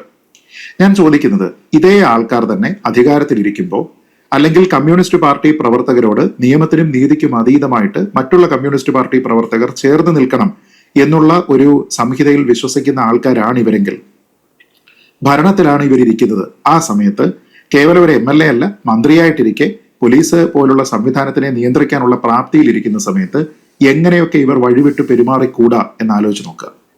അപ്പൊ ഇത് വലിയ ആപൽക്കരമായിട്ടുള്ള ഒരു സന്ദേശമാണ് സമൂഹത്തിന് നൽകുന്നത്. കേവലം പാർട്ടി പ്രവർത്തക എന്നതുകൊണ്ട് കൊടിയ കുറ്റവാളികളായിട്ടുള്ള ആൾക്കാരുടെ യാത്രയപ്പ് ചടങ്ങിലേക്ക് ഞാൻ പോയി എന്ന് പറഞ്ഞാൽ, നിങ്ങൾ ഇതേ ആൾക്കാർ തന്നെ അധികാരത്തിലിരിക്കുന്ന സമയത്ത് ഏതൊക്കെ തരത്തിൽ ഇവർക്ക് അനുകൂലമായി നിങ്ങൾ പ്രവർത്തിക്കും എന്നതിനെക്കുറിച്ച് നിങ്ങൾ പറയാതെ തന്നെ പറഞ്ഞു വെക്കുകയാണ്. ഒരുപക്ഷെ അതുകൊണ്ട് തന്നെയാണ് നമ്മൾ ഈ കഴിഞ്ഞ ദിവസം കണ്ടത്, പാർട്ടി ഇപ്പോഴും തള്ളി പറഞ്ഞിട്ടില്ലാത്ത കൊടിസുനിയെ പോലെയുള്ള ആൾക്കാർക്ക് പോലീസിന്റെ അകമ്പടിയോടുകൂടി മദ്യസേവ അടക്കമുള്ള കാര്യങ്ങൾക്ക് വേണ്ടിയിട്ടുള്ള അവസരമുണ്ടാകുന്നത്. എന്ന് വെച്ചാൽ പ്രതികളെ സംരക്ഷിക്കുന്ന, പ്രതികളോടൊപ്പം രാഷ്ട്രീയത്തിന്റെ പേരിൽ ചേർന്ന് നിൽക്കുന്ന ആൾക്കാർ തന്നെ ഭരണത്തിലിരിക്കുന്ന സമയത്ത് ഇങ്ങനെ വഴിവിട്ട നിരവധി കാര്യങ്ങൾ അവിടെ ഉണ്ടാകും. ഇപ്പോൾ ഇതിൽ താങ്കൾ തന്നെ പറഞ്ഞതുപോലെ പല അവസരങ്ങളിൽ ആരോപണ വിധേയനായിട്ടുള്ള വ്യക്തിയാണ് ശ്രീ P. ജയരാജൻ. അതുകൊണ്ട് തന്നെ അദ്ദേഹത്തിന്റെ ഒരു പ്രസ്താവനയിലൊന്നും തന്നെ ആരും ഞെട്ടുമെന്ന് ഞാൻ കരുതുന്നില്ല. പക്ഷേ ഇവിടെ ശ്രീമതി KK ശൈലജയുടെ കാര്യം കൂടുതൽ വ്യത്യസ്തമാകുന്നത്, അവർ ഒരുപക്ഷെ സമൂഹത്തിലേക്ക് വെച്ചിരിക്കുന്ന ഒരു മാനവികമായിട്ടുള്ള ഒരു മുഖം അവിടെ ഉണ്ട് എന്നും അത് സർവ്വസ്വീകാര്യമായിരുന്നു എന്നതുകൊണ്ടാണ്. ഇപ്പൊ ഭരണത്തിലിരിക്കുന്ന സമയത്ത് ആൾക്കാരൊക്കെ വളരെ സ്നേഹവായ്പോടുകൂടി ടീച്ചറമ്മ എന്നാണ് അവരെ വിളിക്കുന്നത്. ആ രണ്ട് പദങ്ങൾക്കും വലിയ അർത്ഥങ്ങളുണ്ട്. ടീച്ചർ എന്ന് പറയുമ്പോൾ റിട്ടയർ ആയി കഴിഞ്ഞാലും ടീച്ചർ തന്നെയാണ്. അമ്മ എന്ന് പറയുമ്പോൾ എല്ലായ്പ്പോഴും ഒരു മാതാവ് ആകേണ്ടതാണ്. അപ്പൊ ഇങ്ങനെ നമ്മളൊരു ഹൈ റിഗാർഡിൽ വെക്കുന്ന രണ്ട് പദങ്ങളെ ചേർത്തുകൊണ്ടാണ് വളരെ റവേർഡായിട്ട് അവരെ വിളിച്ചുകൊണ്ടിരിക്കുന്നത്. ആ ഒരു വ്യക്തി യാതൊരു വിധത്തിലുള്ള കോമൺ സെൻസും ഇല്ലാതെ പറയുന്നത് നോക്കൂ, ഞങ്ങൾ എല്ലാവരും കമ്മ്യൂണിസ്റ്റ് പാർട്ടിക്കാരായതുകൊണ്ട് തന്നെ ഈ ജയിലിലേക്ക് യാത്രയാകുന്ന ആൾക്കാരുടെ കുടുംബാംഗങ്ങൾക്കെല്ലാം വലിയ വിഷമം ഉണ്ടാകുന്ന സമയത്ത് ഞാൻ അവിടെ പോകേണ്ടത് ആവശ്യമായി തോന്നി എന്നാണ്. അപ്പൊ ഇവിടുത്തെ നമ്മൾ വേട്ടക്കാരനോടൊപ്പമാണോ നിൽക്കേണ്ടത് അതോ ഇരയോടൊപ്പമാണോ നിൽക്കേണ്ടത്, എന്താണ് സാമൂഹ്യ നീതി എന്നീ കാര്യങ്ങളെക്കുറിച്ച് ഒരു ജനപ്രതിനിധിക്ക് ഒരു ബോധവുമില്ല എന്നുള്ളതാണ്. അങ്ങനെയാണെങ്കിൽ സദാനന്ദൻ മാസ്റ്റർ നമ്മളോടൊപ്പം ചർച്ചയിലുണ്ട്. അദ്ദേഹത്തിന്റെ കുടുംബത്തിനുണ്ടായിരുന്ന ബുദ്ധിമുട്ടോ, ഈ പ്രശ്നമുണ്ടായിരുന്ന സമയത്ത് അല്ലെങ്കിൽ ഇതിന്റെ നീതിക്ക് വേണ്ടി ശ്രമിക്കുന്ന സമയത്ത്, ജീവിതം തിരിച്ചു വീണ്ടും കരുപ്പിടിപ്പിക്കുന്ന സമയത്ത്, തന്റെ കർത്തവ്യ പാതയിൽ കൂടി മുന്നേറാനായിട്ട് അദ്ദേഹം വീണ്ടും ശ്രമിക്കുന്ന സമയത്ത് അദ്ദേഹത്തിനോടൊപ്പം നിൽക്കാനായിട്ട് ഇവരാരെങ്കിലും ശ്രമിച്ചോ? ഇവരുടെ തൊട്ട് മുൻപത്തെ തലമുറയിലുള്ള ആൾക്കാരെങ്കിലും ശ്രമിച്ചോ? ഇല്ല. ഇവരുടെ കുടുംബത്തിനും ഈ വിഷമം ഉണ്ടായിരുന്നു, ഇവരെ സ്നേഹിക്കുന്ന ആൾക്കാർക്കും ഈ വിഷമം ഉണ്ടായിരുന്നു. അപ്പൊ ഇരയാക്കപ്പെട്ട ആളിനോടോ അവരുടെ കുടുംബത്തിനോടോ ഇല്ലാത്ത മറ്റെന്തോ ഒരു പ്രത്യേക മാനവികത കമ്മ്യൂണിസ്റ്റ് പാർട്ടി എന്ന രീതിയിലത്തേക്കുള്ള ഒരു യൂണിവേഴ്സൽ ബ്രദർഹുഡ് ഉണ്ട് എന്ന് പറഞ്ഞുകൊണ്ട് അവർ ചെയ്തിരിക്കുന്നത് കൊടിയ കുറ്റകൃത്യമാണെങ്കിലും അതിനുവേണ്ടി ശ്രമിച്ചിരിക്കുന്ന ആൾക്കാരോട് ചേർന്ന് നിൽക്കുകയാണ്. എന്നിട്ട് പറയുന്ന കുറേയധികം മനോഹരമായിട്ടുള്ള പലവർണ്ണ ക്യാപ്സൂളുകളുണ്ട്. അതിലാണ് നമ്മൾ ഈ കാണുന്നത്, കുറ്റകൃത്യത്തിനെ ന്യായീകരിക്കാനല്ല ഞാൻ അവിടെ പോയത്, പിന്നെന്തിനാ പോയത്? എതിർക്കാനാണോ പോയത്? അങ്ങനെയാണെങ്കിൽ ആ ചെയ്തിരിക്കുന്ന കുറ്റകൃത്യത്തിനെ എതിർത്തുകൊണ്ട് ശ്രീമതി ശൈലജ ടീച്ചർ അവിടെ പറഞ്ഞിരുന്ന ആ പ്രസംഗത്തിന്റെ വീഡിയോ നമ്മളൊന്ന് കാണട്ടെ. പറഞ്ഞിരുന്നോ? ഇല്ല. അപ്പൊ അവിടെ ചെന്നിട്ട് ഈ കുറ്റകൃത്യത്തിനെ പറ്റി ഒന്നും പറയാതെ ഇരിക്കുകയാണ് എങ്കിൽ നിങ്ങൾ ആ കുറ്റകൃത്യം ചെയ്തിരിക്കുന്ന ആൾക്കാരോടൊപ്പം തന്നെയാണ് എന്ന സന്ദേശം മാത്രമേ പൊതുസമൂഹത്തിന് കിട്ടുകയുള്ളൂ. അടുത്തത് പറയുന്നത് എന്താണ്? കോടതി ശിക്ഷിച്ചു എന്നുള്ളത് ശരിയാണ്, കോടതിയുടെ വിധിയെ ഞാൻ മാനിക്കുന്നുണ്ട്, പക്ഷേ ഇവരാരും തന്നെ ഇങ്ങനെ ചെയ്യുന്ന ആൾക്കാരല്ല എന്ന് നാട്ടുകാർക്ക് പോലും അറിയാവുന്നതാണ്. എന്ന് വെച്ചാൽ നാട്ടുകാർക്ക് ഏതോ ഒരു പോളൊക്കെ നടത്തിയിട്ട് അവരുടെ അഭിപ്രായം എല്ലാം കൂടി രൂപീകരിച്ച് അവർ സർട്ടിഫൈ ചെയ്തു. ഏത് കോടതിയാണ്? നമുക്കറിയാം, വിചാരണ കോടതി, സെഷൻസ് കോടതി, ഹൈക്കോടതി, അത് കഴിഞ്ഞിട്ട് ഈ വഴിക്കേ വരണ്ട എന്ന് പറഞ്ഞിട്ടുള്ള സുപ്രീം കോടതി. അപ്പൊ ഏറ്റവും ചുരുങ്ങിയത് 4 കോടതികളെല്ലാം ഒരേ ഭാഗത്ത് തന്നെ നിൽക്കുകയും ഒരു വേള ഹൈക്കോടതി ഈ ശിക്ഷയിലുള്ള പിഴത്തുക ഇരട്ടിയാക്കുകയും ചെയ്തിരിക്കുന്ന ഒരു കേസാണ്. ആ കേസിൽ ഈ കോടതികളെ ഒന്നുമല്ല നമ്മൾ നോക്കുന്നത്, മറിച്ച് നാട്ടുകാരുടെ കോടതിയാണ്. പണ്ട് MC ജോസഫൈൻ അവർ പറഞ്ഞത് നമുക്ക് ഓർക്കുന്നുണ്ടാവും, പാർട്ടിക്ക് ഒരു കോടതിയൊക്കെ ഉണ്ടെന്ന്. ഇത് പാർട്ടി കോടതിയും കഴിഞ്ഞിട്ട് നാട്ടുകാർക്ക് പോലും അറിയാം എന്ന രീതിയിലത്തേക്കുള്ള ഒരു പബ്ലിക് അതോറിറ്റി അതിൽ നാട്ടുകാരെ ആക്കിക്കൊണ്ട് അവർ കൊടുക്കുന്ന ഒരു സ്റ്റാമ്പാണ് ഈ കാര്യത്തിൽ ഈ കുറ്റകൃത്യം ചെയ്തിരിക്കുന്ന ആൾക്കാർക്ക് നേരെ ഉള്ളത്. എന്നിട്ടോ അഡീഷണൽ ആയിട്ട് ഇവരുടെ കുടുംബാംഗങ്ങളും വിശ്വസിക്കുന്നത് തെറ്റ് ചെയ്തിട്ടില്ല എന്നാണ്. അപ്പൊ അങ്ങനെ വിശ്വസിച്ച് കഴിഞ്ഞാൽ നമ്മൾ ഈ യാഥാർത്ഥ്യത്തിന് നേരെ കണ്ണടച്ചുകൊണ്ട് കുടുംബം ചിന്തിക്കുന്ന രീതിയിലത്തേക്ക് മാത്രം നമ്മൾ ചിന്തിക്കുകയാണെങ്കിൽ പിന്നെ നിങ്ങൾ എന്തിനാണ് ജനങ്ങളുടെ പ്രതിനിധികളായിട്ട് നിൽക്കുന്നത് എന്നുള്ള ഒരു ചോദ്യമുണ്ട്. ഇതിൽ ഏറ്റവും രസകരമായിട്ട് എനിക്ക് തോന്നിയ കാര്യം ന്യായീകരിക്കാൻ ഏതറ്റം വരെയും പോകും എന്നുള്ളതാണ്. കാരണം ഈ കുറ്റം ചെയ്തില്ല എന്ന് തെളിയിക്കാനായിട്ട് അവർക്ക് സാധിച്ചില്ല എന്നുള്ളത് കൊണ്ട് മാത്രമാണ് അവർ ശിക്ഷിക്കപ്പെട്ടത് എന്നാണ് പറയുന്നത്. അങ്ങനെയല്ലേ വരുന്നത്. കുറ്റം അവർ ചെയ്തില്ല എന്നായിരുന്നല്ലോ അവർ തെളിയിക്കേണ്ടത്. അതിന് എത്ര സമയം അവർക്ക് കിട്ടി? 30 വർഷം കഴിഞ്ഞിട്ടുള്ള ഇൻസിഡന്റ് ആണ്.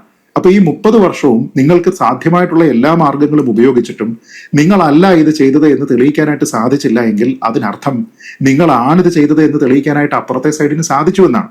എന്ന് വെച്ചാൽ ഒരു തരത്തിലും ന്യായീകരിക്കാൻ കഴിയാത്ത ഒരു സംഭവ സ്ഥലത്തേക്ക് KK ശൈലജയെ പോലെ ഞാൻ നേരത്തെ പറഞ്ഞ ടീച്ചറമ്മ എന്ന വലിയ മഹത്തായിട്ടുള്ള ഒരു പദം കൊണ്ട് വെളിപ്പേരുള്ള ഒരാൾ അവിടെ ചെന്നതിന് ശേഷം പറയുകയാണ് ഇത് യാത്രയപ്പ് എന്ന രീതിയിലത്തേക്ക് ഇതിനെ കാണാൻ കഴിയില്ല എന്ന്. ഒരുപക്ഷെ ശ്രീ VS അച്യുതാനന്ദൻ മരിച്ച സമയത്ത് അദ്ദേഹത്തിനെ യാത്ര അയക്കുന്നതിന്റെ ഭാഗമായിട്ട് എന്തൊക്കെ മുദ്രാവാക്യങ്ങളാണോ വിളിച്ചിരുന്നത്, നാടിന്റെ നായകനെ, ഞങ്ങളെ നയിച്ചവനെ എന്നൊക്കെ പറയുന്ന അതേ മുദ്രാവാക്യങ്ങളല്ലേ നമ്മളിവിടെ കേട്ടത്. അത് ആർക്കാണ്? ഒരു സ്ഥലത്ത് കമ്മ്യൂണിസ്റ്റ് പാർട്ടിയുടെ സ്ഥാപക നേതാക്കളിൽ, CPM-ന്റെ സ്ഥാപക നേതാക്കളിൽ ഒരാളായിട്ടുള്ള ആളിനെ പറ്റി പറയുന്നു. വലിയ സംഭാവനകൾ ഒരുപക്ഷെ പൊതുപ്രവർത്തന രംഗത്തുണ്ടാക്കിയിരിക്കുന്ന ആളിനെ കുറിച്ച് പറയുന്നു. ഇവിടെ ഒരാളിന്റെ 2 കാലുകളും വെട്ടിയെടുത്ത് അയാളെ എന്നേക്കുമായി ഇല്ലാതാക്കാൻ ശ്രമിച്ചിരിക്കുന്ന ആൾക്കാരെ ഇതേ പദങ്ങൾ ഉപയോഗിച്ച് വിശേഷിപ്പിക്കുകയാണ്. അപ്പൊ ഇതിലൊരൊറ്റ യൂണിവേഴ്സൽ ബ്രദർഹുഡ് മാത്രമേ ഉള്ളൂ, കമ്മ്യൂണിസ്റ്റുകാരനാണ് എന്നതിന്റെ രീതിയിൽ. പിന്നെ അവരെ ലാൽസലാം വിളിച്ച് അവരുടെ താടിക്കൊക്കെ ഇങ്ങനെ സ്നേഹപൂർവ്വം ആൾക്കാരൊക്കെ തൊട്ട് ഒക്കെ അയക്കുന്ന ഒരു ചടങ്ങിൽ അതിനെ യാത്രയപ്പെന്നല്ല പറയുന്നതെന്നുണ്ടെങ്കിൽ പിന്നെ ഇതിന് ഗൃഹപ്രവേശം എന്നാണ് പറയുന്നത്. ഇവരുടെ ജയിലിലേക്കുള്ള ഗൃഹപ്രവേശത്തിന് വേണ്ടിയിട്ടാണ് ഞങ്ങൾ പോയത് എന്നാണ് പറയുക. പ്രതികളെ പിന്തുണയ്ക്കുന്ന ഒരു സന്ദേശവും ഇതിലില്ല എന്നാണ് പറയുന്നത്. പിന്നെ എന്തിനാണ് അവിടെ പോയത്? പ്രതികളെ എതിർക്കുന്നതിന് വേണ്ടിയിട്ടാണോ പോയത്? എതിർത്തിട്ട് ഒരു വാക്ക് നിങ്ങൾ ഇതുവരെ സംസാരിച്ചിട്ടുണ്ടോ? ഈ ന്യായീകരിക്കുന്നതിന് വേണ്ടി പറയുന്നതെല്ലാം തന്നെ അവരെ പിന്തുണയ്ക്കുക എന്നുള്ള രീതിയിലെത്തേക്കല്ലേ. അപ്പൊ ഇങ്ങനെ വിളിച്ചു ചേർത്ത പരിപാടിയല്ല, നാട്ടുകാരെല്ലാവരും അവിടെ ഉണ്ടായിരുന്നു എന്നിങ്ങനെ പറഞ്ഞുകൊണ്ട് കുറേയധികം പലവർണ്ണ ക്യാപ്സൂളുകൾ ഇറക്കിയത് കൊണ്ട് നിങ്ങൾക്ക് സത്യത്തിന് നേരെ കണ്ണടയ്ക്കാൻ കഴിയില്ല. നിങ്ങൾക്ക് കണ്ണടയ്ക്കാം, പക്ഷെ നാട്ടുകാർക്ക് ഇരുട്ടാകും എന്ന് നിങ്ങൾ ചിന്തിക്കാൻ പാടില്ല. നിങ്ങൾ ഈ കാണിക്കുന്ന ഇരട്ടത്താപ്പ് ഇവിടെ ആൾക്കാർ കാണുകയാണ്. ഒരു പക്ഷേ നേരത്തെ ശ്രീമതി KK ശൈലജ ചെയ്തിരുന്ന ഒരു സ്റ്റെപ്പിൽ നിന്ന് ഒരു സ്റ്റെപ്പ് കൂടി അധികമായിട്ട് ഇത്തവണ ചെയ്തു എന്ന് മാത്രമേ ഉള്ളൂ. നമുക്കറിയാം TP കേസിൽ കോടതി ശിക്ഷിച്ചിരുന്ന, അതായത് പ്രതിയല്ല കുറ്റവാളിയായിരുന്ന ഈ കുഞ്ഞനന്ദൻ, അദ്ദേഹത്തിന്റെ മരണമുണ്ടാകുന്ന സമയത്ത് ഈ ഫേസ്ബുക്കിൽ വലിയ വാഴ്ത്തുപാട്ട് ഇറക്കിയ ആളാണ് KK ശൈലജ. നാടിന്റെ കണ്ണിലുണ്ണിയാണെന്നുള്ള മട്ടിലും അനിഷേധ്യനായിട്ടുള്ള എതിരാളികൾക്ക് പോലും അനിഷേധ്യനായിട്ടുള്ള അദ്ദേഹത്തിനെ സമ്മതിക്കാതെ തരമില്ലാതിരുന്നു, അങ്ങനെ ഉണ്ടായിരുന്ന നേതാവാണ്. ആ നാട്ടുകാരുടെ എല്ലാം കുഞ്ഞനൻ നേട്ടനാണ് എന്നൊക്കെ പറഞ്ഞുകൊണ്ട് ഒരു കൊടിയ കുറ്റവാളി, ശിക്ഷിക്കപ്പെട്ടിരിക്കുന്ന, ജയിൽ ടേം സെർവ് ചെയ്തുകൊണ്ടിരുന്ന കുറ്റവാളിയായിട്ടുള്ള ഒരു വ്യക്തിയെ ന്യായീകരിച്ചുകൊണ്ട് പോസ്റ്റ് ഇടുന്ന സമയത്ത് ശ്രീ അനിൽ ഓർക്കണം, ശ്രീമതി KK ശൈലജ കേരളത്തിലെ ആരോഗ്യമന്ത്രിയാണ്. അപ്പോൾ മന്ത്രിയായിരുന്ന സമയത്ത് അത് ചെയ്തിരുന്ന ആളിന് MLA ആയിരുന്ന സമയത്ത് ഇതൊക്കെ തന്നെ ചെയ്യാം. അപ്പൊ ഇതെല്ലാം തന്നെ ഈ നന്മമരം എന്നൊക്കെ പറയുന്ന രീതിയിലത്തേക്കുള്ള പല പൊയ്മുഖങ്ങളാണ്. ഞാൻ പറയുന്നത് മറ്റാരും വലിച്ചു കയറി കാണിക്കുകയല്ല, മറിച്ച് ഇവരൊക്കെ സ്വയം എക്സ്പോസ് ചെയ്യുകയാണ്. അങ്ങനെ ചെയ്യപ്പെടട്ടെ. അതിനെല്ലാം തന്നെ ഇവർക്കുള്ള കാരണമെന്ന് പറയുന്നത് കമ്മ്യൂണിസ്റ്റ് പാർട്ടിക്കാരനാണോ എങ്കിൽ നിങ്ങൾ ചെയ്യുന്ന എല്ലാ വൃത്തികേടുകൾക്കും ഇവിടെ പിന്തുണയുണ്ടാകും. മറ്റേ നീതിയോ ന്യായമോ ന്യായാന്യായങ്ങളോ ഒന്നും തന്നെ ഞങ്ങൾ നോക്കുന്നില്ല എന്ന രീതിയിലത്തേക്കുള്ള ഒരു പിന്തുണ പ്രഖ്യാപിക്കലാണ്. ആ പിന്തുണ പ്രഖ്യാപിക്കൽ എന്ന് പറയുന്നത് ഇവർ പല സംസ്ഥാനങ്ങളിൽ നടത്തിയിട്ടുണ്ട്. അങ്ങനെ നടത്തിയിരുന്ന പല സംസ്ഥാനങ്ങളിൽ നിന്നുള്ള ധീര സഖാക്കന്മാരൊക്കെ പല ആൾക്കാരും ഇന്ന് കേരളത്തിൽ പൊറോട്ട അടിക്കുകയാണ്. അപ്പൊ അതുകൊണ്ട് ഇനി നിങ്ങൾക്ക് ഈ പ്രവൃത്തി കാണിച്ച് അവരെ അനുകരിക്കാനാണ് ശ്രമമെങ്കിൽ മറ്റേതെങ്കിലും സംസ്ഥാനത്ത് ഒരുപക്ഷെ അവശേഷിക്കുന്ന ആൾക്കാർക്ക് പോയി പൊറോട്ട അടിച്ച് ജീവിതം കഴിക്കുന്നതിന് വേണ്ടിയിട്ടുള്ള ഒരു സാഹചര്യത്തിലേക്കാകും നിങ്ങൾ ഈ പാർട്ടിയെ തള്ളിവിടുക എന്ന് മാത്രമേ ഇക്കൂട്ടരോട് പറയാനുള്ളൂ. പിന്തുണ പ്രഖ്യാപിച്ചിട്ടില്ലെങ്കിൽ വിജയേട്ടൻ കോപിച്ചാലോ ശ്രീജിത്തെ? ആ ഒരു ഉത്ഭവവും കാണുമായിരിക്കും കേട്ടോ. എന്തുകൊണ്ട് ടീച്ചർ പോയില്ല എന്നൊരു ചോദ്യം വരാനുള്ള സാധ്യതയും ഉണ്ട്. യെസ്, കണ്ണൂരല്ലേ? അതെ. ശ്രീ മോൻസി, TP ചന്ദ്രശേഖരനെ 51 തവണ വെട്ടിക്കൊലപ്പെടുത്തിയ കൊടും ക്രിമിനലുകൾ കൊടിസുനി, മുഹമ്മദ് ഷാഫി, ഷിനോജ് ഇവരാണ് തലശ്ശേരിയിലെ ജില്ലാ കോടതി സമുച്ചയത്തിന് നേരെ എതിർവശമുള്ള വിക്ടോറിയ ബാറിൻ്റെ മുറ്റത്ത് നിന്ന് പരസ്യമായി മദ്യപിച്ചത്. മദ്യപിക്കുന്ന CCTV ദൃശ്യങ്ങളൊക്കെ പുറത്തു വന്നിട്ടുണ്ട്. പക്ഷേ കേസെടുക്കാൻ തെളിവില്ല എന്നാണ് തലശ്ശേരി പോലീസിൻ്റെ ഭാഷ്യം. കുടിച്ചത് മദ്യമാണ് എന്ന് എങ്ങനെ പറയും എന്നാണ് തലശ്ശേരി പോലീസിൻ്റെ ചോദ്യം. അപ്പോൾ മദ്യപിച്ചിട്ടില്ലെങ്കിൽ പിന്നെ എന്തിനാ ഈ കുറ്റവാളികൾക്ക് എസ്കോട്ട് പോയ 3 പോലീസുകാരെ സസ്പെൻഡ് ചെയ്തത്? മാത്രമല്ല വിക്ടോറിയ ബാറിൽ എന്തായാലും ചായ കുടിക്കാൻ പോവില്ലല്ലോ. മാത്രമല്ല വിക്ടോറിയ ബാറിൽ നാരങ്ങ വെള്ളം കുടിക്കാനും പോവില്ല അല്ലേ? ആ മുറ്റത്ത് നിന്ന് പോലീസിൻ്റെ സാന്നിധ്യത്തിൽ, പോലീസിൻ്റെ സാമീപ്യത്തിൽ ആണ് ഈ മദ്യപാനം നടന്നത്. ആ ദൃശ്യം പരിശോധിച്ചാൽ കൃത്യമായിട്ടറിയാം അവർ കുടിച്ചത് മദ്യം തന്നെയാണ് എന്ന കാര്യത്തിൽ യാതൊരു സംശയവുമില്ല. എന്നിട്ടും പിണറായി വിജയൻ്റെ പോലീസ് അവർക്കെതിരെ കേസെടുക്കാൻ മടിക്കുകയാണ്. ഇന്നലെ കണ്ണൂരിലെത്തിയ സംസ്ഥാന പോലീസ് മേധാവി റബാഡ ചന്ദ്രശേഖർ മാധ്യമങ്ങളുടെ മുന്നിൽ പറഞ്ഞിട്ടുണ്ട്, കേസെടുക്കും, ആ ഉറപ്പ് നൽകിയിട്ടുണ്ട്. പക്ഷേ ഈ വിഷയത്തിൽ എന്തെങ്കിലും ചെയ്യുമെന്ന് കരുതുന്നുണ്ട്? കാരണം ഈ ചന്ദ്രശേഖരൻ കൊലക്കേസിൽ ശിക്ഷിക്കപ്പെട്ടവർക്ക് എല്ലാ ആനുകൂല്യങ്ങളും നൽകുന്നുണ്ട്. അവർക്ക് ഈ ശിക്ഷിക്കപ്പെട്ടവരെല്ലാം, കൊടിസുനി ഒഴിച്ച് ബാക്കിയുള്ളവരെല്ലാം എനിക്ക് തോന്നുന്നു ദീർഘകാലം പരോളിൽ പോയവരാണ്. ഇപ്പോഴും ആ TK രജീഷ് പോലും ഇപ്പോൾ പരോളിൽ ആണ്. ഇപ്പം നോക്കൂ എന്ത് സന്ദേശമാണ് ഇതുവഴി നൽകുന്നത്. ഇതിനൊരു അറുതി വരുത്തേണ്ടതല്ലേ? കോടതി ഇവരെ ഇരട്ട ജീവപര്യന്തം തടവിന് ശിക്ഷിച്ച ഹൈക്കോടതി ഇവരുടെ ജീവപര്യന്തം ഇരട്ട ജീവപര്യന്തമാക്കി ഉയർത്തി. എന്നിട്ടും പഴയതുപോലെ തന്നെ കാര്യങ്ങൾ മുന്നോട്ട് പോവുകയാണ്. ഇതിങ്ങനെ കയ്യും കെട്ടി നോക്കിയിരിക്കാൻ പറ്റുമോ മോൻസി? ഹലോ, ഞാൻ പറയുന്നത് കേൾക്കാലോ അല്ലേ? കേൾക്കാം. ശ്രീ അനിൽ നമ്പ്യാരെ, ഇവിടെ നിലവില് കേരളത്തിലെ ഭരണകൂടം അത് CPM-ന്റെ നേതൃത്വത്തിലാണ്. അത് ആർക്കും കൊട്ടാവുന്ന ഒരു ചണ്ടയായി മാറിയിട്ടുണ്ട്. ഞാൻ ഈ ചാനൽ ചർച്ചയിൽ മുൻപും പറഞ്ഞിട്ടുണ്ട്, ഇത് കമ്മ്യൂണിസ്റ്റ് പാർട്ടി അല്ല, ഇവർക്കൊരു ഇടതുപക്ഷ രാഷ്ട്രീയവും ഇല്ല. അതാദ്യം നിങ്ങൾ മനസ്സിലാക്കിക്കോളും. ഇവിടെ ഞാൻ ഈ ചർച്ചയ്ക്ക് വന്നിരിക്കുന്ന സമയത്ത് മുൻപ് നമ്മുടെ സദാനന്ദ മാഷ് പറഞ്ഞതും ഇപ്പൊ ശ്രീജിത്ത് പണിക്കർ പറഞ്ഞതും മറ്റേ ഹരിദാസേട്ടൻ പറഞ്ഞതും കൃത്യമായിട്ട് കേൾക്കാൻ എനിക്ക് പറ്റില്ല. എന്റെ ഫോണിന് ചെറിയൊരു കംപ്ലൈന്റ് ഉണ്ടായിരുന്നു. അതിപ്പോഴും കംപ്ലൈന്റ് ആണോ അല്ലേന്ന് പോലും എനിക്കറിയില്ല. എന്നാലും ഞാൻ പറയാണ്, നമ്മളൊരു ജനാധിപത്യ രാജ്യത്താണ് ജീവിക്കുന്നത്. എല്ലാ പൗരന്മാർക്കും സ്വാതന്ത്ര്യമുണ്ട്, അവകാശങ്ങളുണ്ട്. ഒരു ഭരണഘടനയ്ക്ക് കീഴിൽ ജീവിക്കുമ്പോൾ നമ്മുടെ രാജ്യത്ത് നടക്കുന്ന ക്രമക്കേടുകൾ അത് കേരളത്തിലെ മാത്രം ബാധിക്കുന്ന വിഷയം, അത് കേന്ദ്രമായാലും സ്ഥിതി വ്യത്യസ്തമല്ല. കാരണം ഇപ്പൊ 2 ദിവസം മുൻപ് നമ്മുടെ മാധ്യമങ്ങൾ മുഴുവൻ ചർച്ച ചെയ്തു. 2 കന്യാസ്ത്രീമാരെ ജയിലിൽ അടച്ച് അവർക്ക് ജാമ്യം കിട്ടിയപ്പോ, ജാമ്യം കിട്ടുന്നതിന് 2 ദിവസം മുൻപ് കേന്ദ്ര ആഭ്യന്തരമന്ത്രി അമിത്ഷാ മുൻകൂട്ടി പ്രഖ്യാപിച്ചു, ജാമ്യം ഞാൻ ശരിയാക്കി തരാം എന്ന് പറഞ്ഞാൽ കേന്ദ്ര ആഭ്യന്തരമന്ത്രി NIA കോടതിയിൽ ജാമ്യം കിട്ടുമെന്ന് മുൻകൂട്ടി 2 ദിവസം മുൻപ് പറയുകയാണെങ്കിൽ നമ്മുടെ എന്താ പറയുക നീതിന്യായ വ്യവസ്ഥ അപകടത്തിലാണ്. കോടതികൾ നമ്മൾക്ക് പരിപൂർണമായി വിശ്വസിക്കാൻ പറ്റില്ല. ഒരുപക്ഷെ ആ ഇന്ത്യ രാജ്യത്തിന്റെ ഭാഗമായി കേരളത്തിൽ ഇവിടെ കമ്മ്യൂണിസ്റ്റ് പാർട്ടിയുടെ നേതൃത്വത്തിലാണ് എന്ന് പറയുമ്പോഴും ഞാൻ നേരത്തെ പറഞ്ഞവർ കമ്മ്യൂണിസ്റ്റുകളല്ല. ഭരണകൂടത്തെ കയ്യിൽ കിട്ടിക്കഴിഞ്ഞാൽ പിന്നെ ആ ഭരണകൂടത്തെ ജനങ്ങൾക്കെതിരെ എങ്ങനെ വിനിയോഗിക്കാം, തങ്ങളുടെ ഇഷ്ടക്കാർക്ക് എങ്ങനെ അനുകൂലമായി കൊണ്ടുപോകാം, അതിനെങ്ങനെ ന്യായീകരണങ്ങൾ നിരത്താം, ഇത് നമ്മൾ കഴിഞ്ഞ 10 വർഷമായി കേരളത്തിൽ കണ്ടുകൊണ്ടിരിക്കുകയാണ്. 11 വർഷമായി ഇന്ത്യയിൽ കണ്ടുകൊണ്ടിരിക്കുകയാണ്. ഇതൊരു വലിയൊരു ഒരു ദുര്യോഗം ഒരു രാജ്യത്തിന്റെ, ഒരു മഹത്തായ ജനാധിപത്യ രാജ്യത്തിനകത്ത് നമ്മുടെ പൗരന്മാർക്ക് ഒരു സ്വാതന്ത്ര്യവും ഒരു അവകാശവും ഇല്ല. ഞാൻ ഇന്ന് തൃശ്ശൂർ പോയി വരുമ്പോ വരുന്ന വഴിയിൽ പോലീസ് വഴിയിൽ കാത്തു നിന്ന് യാത്രക്കാരെ പരിശോധിക്കുന്നുണ്ട്. അവര് മദ്യം കഴിച്ചിട്ടുണ്ടോ എന്ന് ഊതി നോക്കുന്നുണ്ട്. അപ്പൊ മദ്യം കഴിച്ച ആളുകളെ കണ്ടെത്താനും പിടിക്കാനും പിഴ ചുമത്താനും അറിയാത്ത പോലീസല്ല. കേരളത്തിലെ പോലീസ് ആകെ മോശമൊന്നുമല്ല. അതുകൊണ്ടാണ് രവത ചന്ദ്രശേഖർ വാക്കിന് വേണ്ടി ആയാലും ഞങ്ങൾ കേസ് എടുക്കുന്നു പറയണേ. പക്ഷേ മൂപ്പരെയും ഒരു പിടിയുടെ അകത്താണ്. ഒരു അർഹതയുമില്ലാത്ത രവത ചന്ദ്രശേഖരനെ ഇവിടെ DGP ആയി കൊണ്ടിരുത്തിയിട്ടുള്ളത് പിണറായി വിജയൻ പറഞ്ഞതുപോലെ ചെയ്യാൻ, അല്ലാണ്ട് നിയമം സംരക്ഷിക്കാനല്ല. അത് നമ്മൾ മനസ്സിലാക്കിക്കൊള്ളണം. പൊതുജനം ഇതിനെ അങ്ങനെയും കൂടി കാണണം. രവത ചന്ദ്രശേഖരനെതിരെ ഒരുപാട് പ്രസംഗിച്ചിട്ടുണ്ട് രാജ്യത്തെ DYFIക്കാർ CPM-മാരും.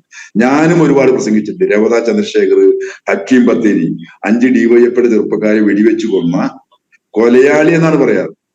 ആ രവത ചന്ദ്രശേഖരനെ പിണറായി വിജയൻ ഇവിടെ DGP ആയി കൊണ്ടുവച്ചപ്പോ ഒരു ഡിവൈഎഫ്ഐക്കാരനും ഒരു CPM-കാരനും ഇപ്പൊ ഒരു പ്രതിഷേധവും ഇല്ല, ഒരു അമർഷവും ഇല്ല.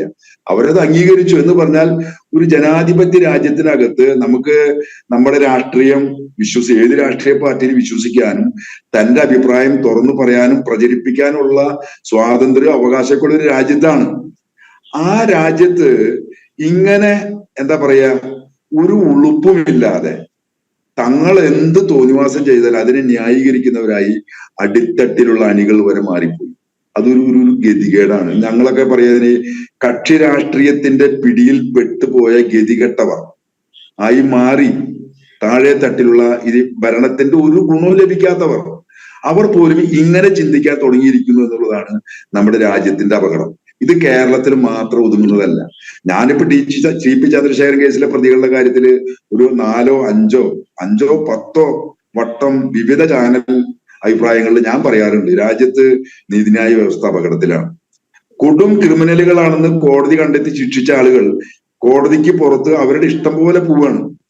പുറത്തു പോകുന്ന പ്രതികൾക്ക് അവരുടെ വിവാഹം നടത്തി കൊടുക്കുന്നു, അവരുടെ വീട് പണിത് കൊടുക്കുന്നു, ആ ഗൃഹപ്രവേശം സംഘടിപ്പിക്കുന്നു. ഇതൊക്കെ ചെയ്യുന്നതാരാ? രാജ്യത്തെ MLA-മാരും മന്ത്രിമാരും അതുപോലെ തന്നെ പാർട്ടിയുടെ ഉന്നത നേതാക്കന്മാരൊക്കെ പങ്കെടുക്കുകയാണ്. പൊതു സ്വീകാര്യത ഈ ക്രിമിനലുകൾക്ക് കൊടുക്കുകയാണ്. കേരളത്തിലെ മുഴുവൻ ആളുകൾക്കും അറിയാം, TP ചന്ദ്രശേഖരനുമായി ഈ പ്രതികൾക്ക് ഒരാൾക്കും നേരിട്ടൊരു ബന്ധമില്ല. ഒരു ബന്ധവും ചന്ദ്രശേഖരനായിട്ട് നേരിട്ടൊരു പരിചയമോ മുൻപരിചയവും ഇല്ലാത്ത ചന്ദ്രശേഖരനെ അതിദയനീയമായി എന്താ പറയുക വെട്ടി നുറുക്കിയ ഈ ക്രിമിനലുകൾ എന്തിനത് ചെയ്തു എന്നൊരു ചോദ്യം അവശേഷിക്കുന്നുണ്ട്. അപ്പൊ അതിന്റെ പുറകില് വലിയ ശക്തികളുണ്ട്, രാഷ്ട്രീയ നേതൃത്വമുണ്ട്. ആ രാഷ്ട്രീയ നേതൃത്വമാണ് ഇവരെ ഇപ്പോഴും സംരക്ഷിക്കുന്നത്. നിർഭാഗ്യവശാൽ ഇതിന്റെ പുറകിലുള്ള ഉന്നതനായ വ്യക്തി കേരളത്തിന്റെ മുഖ്യമന്ത്രിയാണ്, ആഭ്യന്തരം കൈകാര്യം ചെയ്യുന്ന ആളാണ്. അതിന്റെ എല്ലാ ദുര്യോഗവും നമ്മൾ അനുഭവിക്കുകയാണ്. നമുക്കിതിന് എങ്ങനെ വേണമെങ്കിലും എന്താ പറയുക ഒരു നേരം പോക്ക് പോലെ ചർച്ച നടത്തി പോകാം. പക്ഷെ നമ്മൾ ചർച്ച നടത്തി പോയാലും ഇല്ലെങ്കിലും ഈ പ്രതികളൊക്കെ രാജ്യത്തെ നിയന്ത്രിക്കുകയാണ്. ഞാൻ മനസ്സിലാക്കിയത് തൃശ്ശൂര് ജയിലിനകത്ത് ഇവർക്ക് എടുക്കുമ്പോൾ അവിടുത്തെ ജയിൽ സൂപ്രണ്ടിനെയും അവിടുത്തെ ഗാർഡുമാരെയും ആരൊക്കെ അവിടെ എന്താ പറയാ സൂപ്രണ്ടുമാരായി വരണം, ആരൊക്കെ അവിടെ ജോലി ചെയ്യണമെന്ന് തീരുമാനിച്ചിരുന്നത് ഈ TP കേസിലെ പ്രതികളാണ്. ഇതും കേരളം ചർച്ച ചെയ്തതാണ്. പക്ഷെ എന്താ ഫലം? അങ്ങനെ നമ്മൾ ചർച്ച ചെയ്ത് ഇതൊരു തരം ഭീതിയുടെ അവസ്ഥയിലേക്ക് പോവാണ്. ഇനി CPM-നെതിരെ ഭരണകൂടത്തിനെതിരെ ഒരു അക്ഷരം മിണ്ടണ്ട. ഇത് നമ്മള് എന്താ പറയാ നമ്മുടെ ഭരണകൂടങ്ങളെ മൊത്തം ഇപ്പൊ ഇങ്ങനെ കാണുകയാണ്. ജനങ്ങളെ ഭീതിയിലാക്കുക, ജനങ്ങളുടെ അഭിപ്രായത്തിന് ഒരു വിലയും കൽപ്പിക്കാതാവുക. അവർ പറയുന്ന എത്ര വലിയ ശരിയാണെങ്കിലും അതിന് അംഗീകരിക്കില്ല. സ്വതന്ത്രമായി അഭിപ്രായം പറയാനുള്ള അവകാശം രാജ്യത്തെ ജനങ്ങൾക്ക് ഇല്ലാതായിരിക്കുന്നു. ഇതാണ് ഒരു ജനാധിപത്യ രാജ്യത്തിന്റെ ഏറ്റവും വലിയ ദുര്യോഗം. നമുക്കിപ്പോ ഇവിടെ ഇപ്പൊ ഇത് ജനൻ TV ആണെന്നുള്ളതുകൊണ്ട് നിങ്ങളുടെ സന്തോഷത്തിന് വേണമെങ്കിൽ CPM-നെ കുറെ കുറ്റം പറയാം. ഇത് CPM-ൽ മാത്രം നിൽക്കുന്നതല്ല. ഇപ്പൊ എന്റെ ഈ കേരളത്തിന്റെ മുഖ്യമന്ത്രിക്കെതിരെ ഒരുപാട് ആരോപണങ്ങൾ വന്നു. ഈ ദേശീയ അന്വേഷണ ഏജൻസികൾക്ക് എന്ത് പണിയെടുക്കണേ? എന്താ ഈ കേസുകളൊന്നും അന്വേഷിക്കാൻ പറ്റാത്ത? ഇവിടെ CPM എന്താ പറയണേ? ഒരു കേസും തെളിഞ്ഞില്ലല്ലോ എന്നാ. ഇപ്പൊ നമ്മളൊക്കെ ചർച്ചയിൽ വന്നിരുന്ന് ഇങ്ങനെ പറയുമ്പോൾ നാളെ ഇവരൊക്കെ ചോദിക്കുക, നിങ്ങൾ ഈ ചാനൽ ചർച്ചയിൽ പറഞ്ഞു ഏതെങ്കിലും തെളിയിക്കാൻ പറ്റുമോ? തെളിയിക്കാനുള്ള ഉത്തരവാദിത്തം ആർക്കാ? എനിക്കാണോ? അല്ല, ഭരണകൂട സംവിധാനങ്ങൾക്കാണ്. അത് സംസ്ഥാന ഭരണകൂടത്തിന് പിഴവുണ്ടെങ്കിൽ കേന്ദ്ര ഭരണകൂടം ഇടപെടുന്നുണ്ടല്ലോ. എന്നിട്ട് എന്തൊന്നും കണ്ടെത്താത്ത? ഇത് നമ്മൾ മനസ്സിലാക്കേണ്ടത് വലിയ അഡ്ജസ്റ്റ്മെന്റ് കൂടി നടക്കുന്നുണ്ട്. കേരളത്തിലെ ജയിലുകൾക്കകത്ത് കിടക്കുന്ന ശിക്ഷ വിധിക്കപ്പെട്ട് കിടക്കുന്ന BJP-യുടെ ക്രിമിനലുകളും CPM-ന്റെ ക്രിമിനലുകളും അവരുടെ കുടുംബക്കാർ തമ്മിൽ ആലോചിച്ച് പരസ്പരം വിവാഹം ചെയ്ത സംഭവം പോലും ഈ തൃശ്ശൂർ ജില്ലയിലുണ്ട്. ഇതൊക്കെ എങ്ങനെ സംഭവിക്കണേ? ഈ BJP-യെയും CPM-നെയും ഒരു കൊടക്കീഴിൽ കൊണ്ടുവരാൻ വലിയ ശ്രമം ഈ കേരളത്തിൽ നടന്നില്ലേ? ഈ കേരളത്തിലെ പൊതുസമൂഹം ഇത് ആരോടാ പറയാ? ആർക്കും ആരോടും ഇത് വിവരിക്കാൻ പറ്റാത്ത അവസ്ഥയാണ്. നമ്മൾ നേരിട്ട് കാണുകയാണ്. ഞങ്ങളൊരു ചെറിയ രാഷ്ട്രീയ പാർട്ടിയാണ്. ഒരു MLA ഉണ്ട് നിയമസഭയ്ക്കകത്ത്. 2, 3, 4 ജില്ലകളിൽ അത്യാവശ്യം ചില ഘടകങ്ങളുണ്ട്. ഞങ്ങളും വലിയ ഭയപ്പാടിലാണ്, ഞങ്ങളുടെ പ്രവർത്തകരും. കാരണം ആരെ വിശ്വസിക്കാം, ആരെ വിശ്വസിക്കാതിരിക്കാം. ഞാനിപ്പോ ഇതിനകത്ത് ചർച്ച ചെയ്യുന്ന നമ്മുടെ സുഹൃത്തുക്കളോട് ചോദിക്കുകയാണ്. ഇപ്പോ ശ്രീജിത്ത് പണിക്കരുണ്ട്. ഒരു പരിധി വരെ ന്യായം എന്ന് തോന്നാവുന്ന രീതിയിൽ വിഷയങ്ങളെ കൈകാര്യം ചെയ്യുന്നയാളാണ്. അദ്ദേഹത്തിന് രാഷ്ട്രീയം ഉണ്ട് എന്നുള്ളതൊക്കെ എനിക്ക് നല്ല ബോധ്യമില്ല. അതവിടെ നിൽക്കട്ടെ. നമ്മളിത് ഇവിടെ കേരളത്തിൽ മാത്രം ചർച്ച ചെയ്ത് പോകേണ്ട വിഷയമാണ്. ഈ കേരളം ഇന്ത്യയുടെ ഭാഗമല്ലേ? അങ്ങനെ ഒരു സംസ്ഥാന ഭരണകൂടത്തെ നിയന്ത്രിക്കുന്ന ആളുകൾ അവരുടെ തൽപര കക്ഷികൾക്ക് വേണ്ടി എന്ത് തോന്നിവാസവും കാണിച്ചാൽ അതിന് മുകളിൽ ഇടപെടാൻ സംവിധാനങ്ങളില്ലേ? നേരത്തെ ഞാൻ പറഞ്ഞ NIA കോടതി ജാമ്യം കൊടുക്കണോ വേണ്ടെന്ന് തീരുമാനിക്കുന്ന ആഭ്യന്തരമന്ത്രി നമ്മുടെ ഇന്ത്യക്കുണ്ടല്ലോ. എന്താ അമിത്ഷാ അത്തരത്തിൽ ഇടപെടാത്തെ? ഇതിനകത്തൊരു അഡ്ജസ്റ്റ്മെന്റ് ഉണ്ടോ എന്ന് ഞാൻ സംശയിച്ചാൽ, ജനം സംശയിച്ചാൽ, നിങ്ങൾക്കിതിരെ എവിടെ മറുപടി പറയാൻ പറ്റുക? ഇത് ഈ ഭരണ സംവിധാനങ്ങൾ, ഭരണം കയ്യിലുള്ളവർ ആ ഭരണത്തെ കയ്യിലൊതുക്കി ജനങ്ങളെ പാവകളാക്കി, എന്താ പറയാ, ബലിയാടുകളാക്കുക. അവരുടെ മുകളിൽ എന്താ പറയാ, ബുൾഡോസർ ഉരുട്ടാണ്. അത് കേരളം ഒരു ചെറിയ സംസ്ഥാനമാണ്, ഇന്ത്യയിലാകെ നടക്കുന്നത് ഇത് തന്നെയാണെന്ന അഭിപ്രായമാണ് എനിക്കുള്ളത്, എന്റെ രാഷ്ട്രീയ പാർട്ടിക്കുള്ളത്. അതുകൊണ്ട് ജനാധിപത്യത്തെ തിരിച്ചു പിടിക്കാൻ, പൗരാവകാശത്തെ തിരിച്ചു പിടിക്കാൻ, സ്വാതന്ത്ര്യം നിലനിർത്താനുള്ള വലിയ വർത്തമാനങ്ങളും പോരാട്ടങ്ങളും നാട്ടിൽ നടക്കേണ്ടത്. അതിനകത്ത് ചൂണ്ടിക്കാണിക്കാവുന്ന ഒരു സംഗതിയാണ് ഇപ്പൊ ഇവിടെ ചർച്ച ചെയ്യുന്ന CPMന്റെ ക്രിമിനലുകൾക്ക് കേരളം ഭരിക്കുന്ന മുഖ്യമന്ത്രിയും അദ്ദേഹത്തിന്റെ പാർട്ടിയും ഭരണകൂടവും ചെയ്തു കൊടുക്കുന്ന സൗകര്യങ്ങൾ. അവർ മദ്യപിക്കും, ജയിലിൽ അകത്തിരുന്ന് തന്നെ പുറത്തു നടക്കുന്ന കൊട്ടേഷനുകൾ ചെയ്യാണ്, തെളിവുണ്ട്. പക്ഷെ പോലീസ് പിടിക്കില്ല. നമുക്ക് പിടിക്കാൻ പറ്റുമോ? നമുക്ക് പിടിക്കാനും പറ്റില്ല. അപ്പൊ നിയമവാഴ്ച അപകടത്തിലാവും. നിയമം കൈകാര്യം ചെയ്യേണ്ട നിയമ പാലകര് ഈ എന്താ പറയാ, ഭരണകൂടത്തിന്റെ ഇടപെടലിന്റെ ഭാഗമായി ഈ പറയുന്ന തോന്നിവാസങ്ങൾക്കൊക്കെ കൂട്ടുനിൽക്കുകയാണ്. നിർഭാഗ്യവശാൽ ഇത് കമ്മ്യൂണിസ്റ്റ് പാർട്ടിയാണെന്നാണ് ജനം ഇപ്പൊ ധരിച്ചിരിക്കുന്നത്. പക്ഷെ ഇത് കമ്മ്യൂണിസ്റ്റ് പാർട്ടിയല്ല, ഒരു സംശയവും വേണ്ട. CPM കമ്മ്യൂണിസ്റ്റ് പാർട്ടിയേ അല്ല. അവർക്കൊരു ഇടതുപക്ഷ ഐഡിയോളജി ഇല്ല, ഒരു മാർക്സിസ്റ്റ് ഐഡിയോളജിയും ഇല്ല. അതൊക്കെ ഇവർ കളഞ്ഞു. കഴിഞ്ഞ എത്രയോ വർഷമായി ഈ രാജ്യത്തെ കോർപ്പറേറ്റുകൾക്ക് വേണ്ടി പിണറായി വിജയനും അദ്ദേഹത്തിന്റെ പാർട്ടിയും മുന്നണിയിൽ നിൽക്കുന്നു. നരേന്ദ്രമോദിയും അങ്ങനെ തന്നെ കോർപ്പറേറ്റുകൾക്ക് വേണ്ടി നിൽക്കുന്നു. ഇവർ തമ്മിൽ എന്തൊക്കെയോ ചില അഡ്ജസ്റ്റ്മെന്റുകൾ ഉണ്ട് എന്ന് ഇന്ന് ന്യായമായും മലയാളികൾ സംശയിക്കും. അതുകൊണ്ടാണ് ഒരു തുരുത്ത് എന്ന് പറയുന്ന കേരളത്തിൽ പോലും ഇത്രയൊക്കെ തോന്നിവാസം ചെയ്തിട്ടും ഇത്രയൊക്കെ അഴിമതി ആരോപണങ്ങൾ ഉണ്ടായിട്ടും തെരഞ്ഞെടുപ്പ് വരുമ്പോ അതൊക്കെ ഒന്ന് ചർച്ചയായി പോകും. അത് കഴിഞ്ഞാൽ മറ്റൊന്നുമില്ല, പിണറായി വിജയൻ സേഫ്. അങ്ങനെ വരുന്നത് എന്തുകൊണ്ടാണെന്ന് എന്റെ ഈ ചർച്ചയിൽ പങ്കെടുക്കുന്ന പാനലിസ്റ്റുകൾ അടക്കം ഒന്ന് പരിശോധിച്ചു പോയാൽ ഒരു കൊടിസുനിയും ഒരു കിർമാണി മനോജും ഒരു ഷാഫിയും ഈ പറയുന്നത് പോലെ ജയിലിന് പുറത്തുപോയി മദ്യവും കഴിക്കില്ല, അവർ അനാവശ്യമായ പരോളും ലഭിക്കില്ല. ഇതൊക്കെ നിയമവ്യവസ്ഥയുമായി ബന്ധപ്പെട്ട് നിൽക്കുന്ന സംഗതിയാണ്. അതിനകത്ത് എനിക്കിപ്പോ ഈ 3 പേരോടല്ലേ പറയാൻ പറ്റുള്ളൂ. ഇപ്പൊ നമ്മുടെ സദാനന്ദൻ മാഷ് ഇപ്പോ രാജ്യസഭാംഗമാണ്. അദ്ദേഹമാണെങ്കിൽ വലിയ ദുരന്തം അനുഭവിച്ചിട്ടുള്ള ആളാണ്. ദുരന്ത ഏകപക്ഷീയാണെന്നുള്ള അഭിപ്രായം എനിക്കില്ലാട്ടാ. അതൊക്കെ അങ്ങോട്ടും ഇങ്ങോട്ടും ഉണ്ട്. നമുക്ക് വേണമെങ്കിൽ ഇവിടെ ഇരുന്ന് CPMനെ കുറ്റം പറയാം, അപ്പുറത്ത് പോയി BJPനെ കുറ്റം. ഇതൊക്കെ ഈ പറയുന്ന അക്രമ രാഷ്ട്രീയത്തിന്റെ ഭാഗമായി വരുന്നതാണ്. തന്റെ രാഷ്ട്രീയത്തെ സ്ഥാപിക്കാൻ അത് വാക്കുകൾ നഷ്ടപ്പെടുമ്പോ അതിനുപയോഗിക്കാൻ മറ്റു മാർഗങ്ങളില്ലാണ്ടാവുമ്പോ ശക്തി ഉപയോഗിക്കുകയാണ്. ഇത് വലിയ തോതിൽ പല രീതിയിലും നടക്കുന്നുണ്ട്. ഞാൻ അതിലേക്കൊന്നും കടക്കുന്നില്ല. പക്ഷേ ഒരു ഭരണകൂടം, ഒരു ഒറ്റ വാക്കുകൂടി പറഞ്ഞിട്ട്, ഒരു സംസ്ഥാന ഭരണകൂടം കയറൂരി വിട്ടതുപോലെ നിയമത്തെ കാറ്റിൽ പറത്തി എന്ത് തോന്നിവാസം ചെയ്യുമ്പോൾ ഇടപെടാൻ സംവിധാനങ്ങൾ രാജ്യത്തില്ലേ? സദാനന്ദൻ മാഷ് രാജ്യസഭാംഗമാണ് ഇപ്പോ.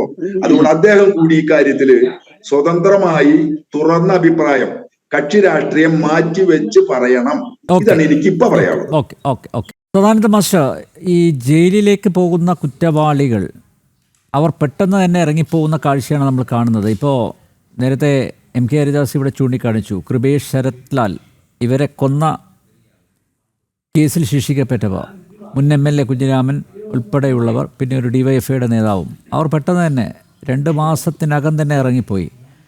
മുഴപ്പിലങ്ങാട് സൂരജ് വധക്കേസിൽ ജീവപര്യന്തം തടവിന് ശിക്ഷിക്കപ്പെട്ട മുഖ്യമന്ത്രിയുടെ വിശ്വസ്തനായ PM മനോജിൻ്റെ സഹോദരൻ PM മനോരാജ് 4 മാസത്തിനിടയിൽ അയാൾക്ക് പരോൾ ലഭിച്ചു. ഇപ്പോഴിതാ അയാളുടെ ശിക്ഷ മരവിപ്പിച്ച് ജാമ്യം അനുവദിച്ചിരിക്കുകയാണ്. പ്രോസിക്യൂഷൻ കഴിഞ്ഞ ദിവസം കോടതിയിൽ അയഞ്ഞു കൊടുത്തു എന്ന വാർത്തയാണ് പുറത്ത് വരുന്നത്. അപ്പോൾ സ്വാഭാവികമായിട്ടും താങ്കളെ ആക്രമിച്ച് കോടതി ശിക്ഷ വിധിച്ചിപ്പോൾ ജയിലിൽ പോയവർക്കും ഇത്തരത്തിലുള്ള പഴുതുകൾ ഉപയോഗിച്ച്, മാത്രമല്ല ഭരണകൂടത്തിൻ്റെ പൂർണ്ണ പിന്തുണയോടുകൂടി, പ്രോസിക്യൂഷൻ്റെ സഹായത്തോടു കൂടി ഇനിയിപ്പോൾ 2 മാസം കഴിയുമ്പോൾ ഇറങ്ങിപ്പോയാലും അത്ഭുതപ്പെടേണ്ടതില്ലല്ലോ.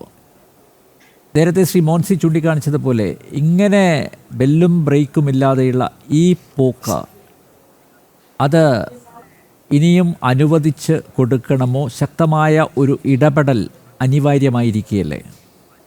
അതെ, ശരിയാണ് അനിൽ നമ്പ്യാർ പറഞ്ഞത്.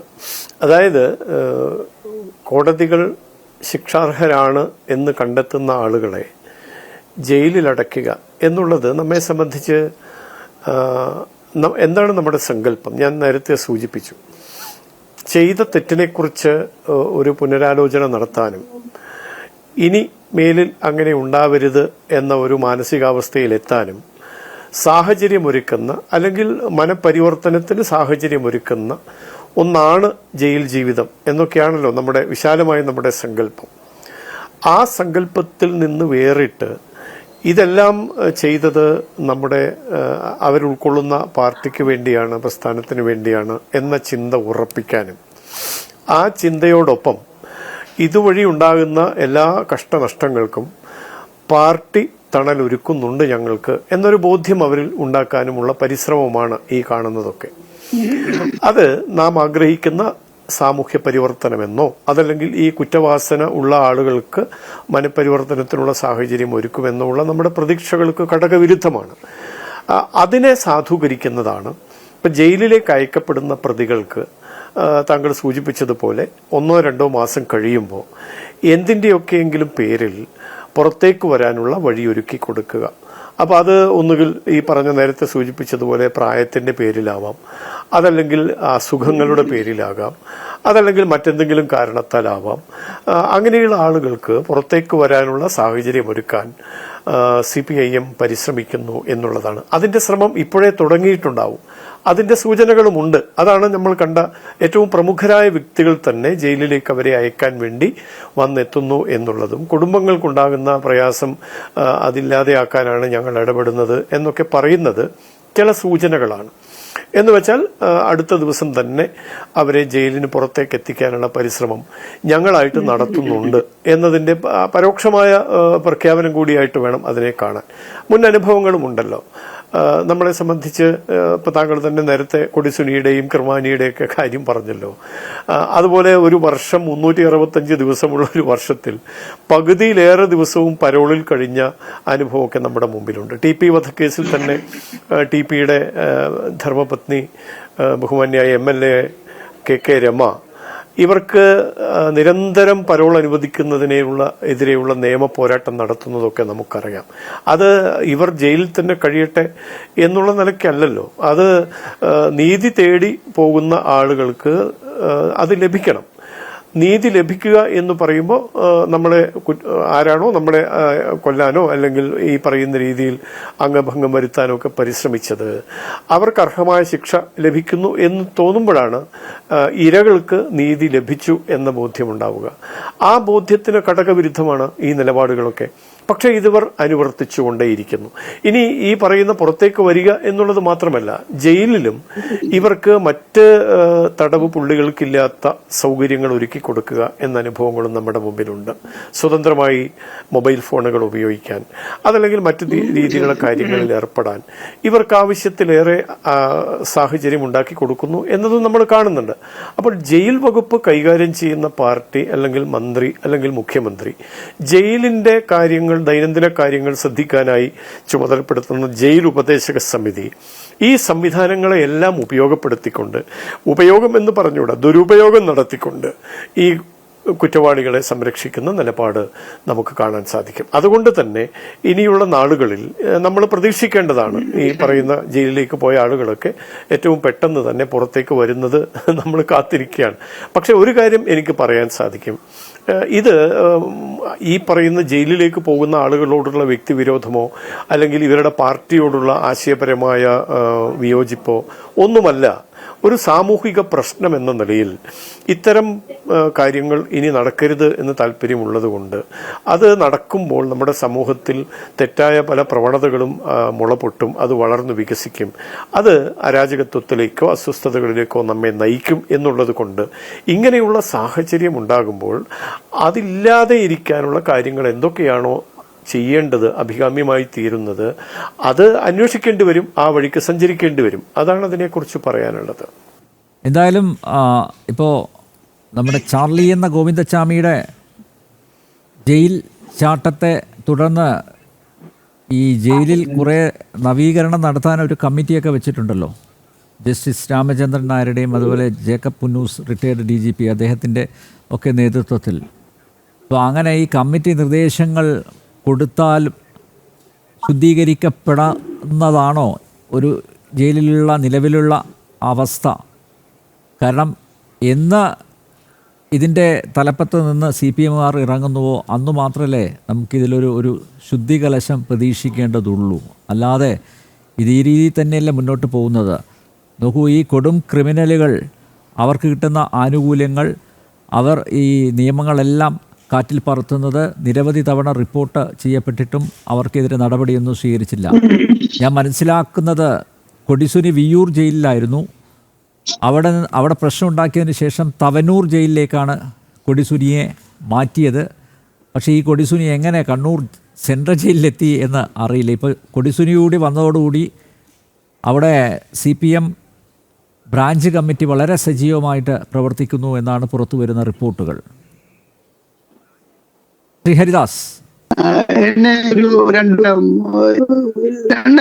കൊല്ലം എന്റെ ഒരു സുഹൃത്ത് ഒന്ന് ആവശ്യമായിട്ട് കണ്ണൂർക്ക് എന്റെ വരുമെന്ന് ചോദിച്ചു. അപ്പൊ എന്താണ് ഇത്ര അർജന്റ് പോകുന്നത്? അല്ലെ ഭാര്യ വീട് കണ്ണൂരാണ് അറിയാലോ. അപ്പൊ അവിടെ ഭാഗമേക്കലുമായിട്ട് പ്രശ്നം വെക്കുന്നുണ്ട്. അപ്പോ അതിന്റെ ഒരു പ്രശ്നം തീർക്കാൻ വേണ്ടിയിട്ടാണ്. അപ്പൊ ചോദിച്ചു കണ്ണൂർ എവിടെ? സെൻട്രൽ ജയിലിലേക്കാണ്. ചോദിച്ചു കണ്ണൂർ സെൻട്രൽ ജില്ല?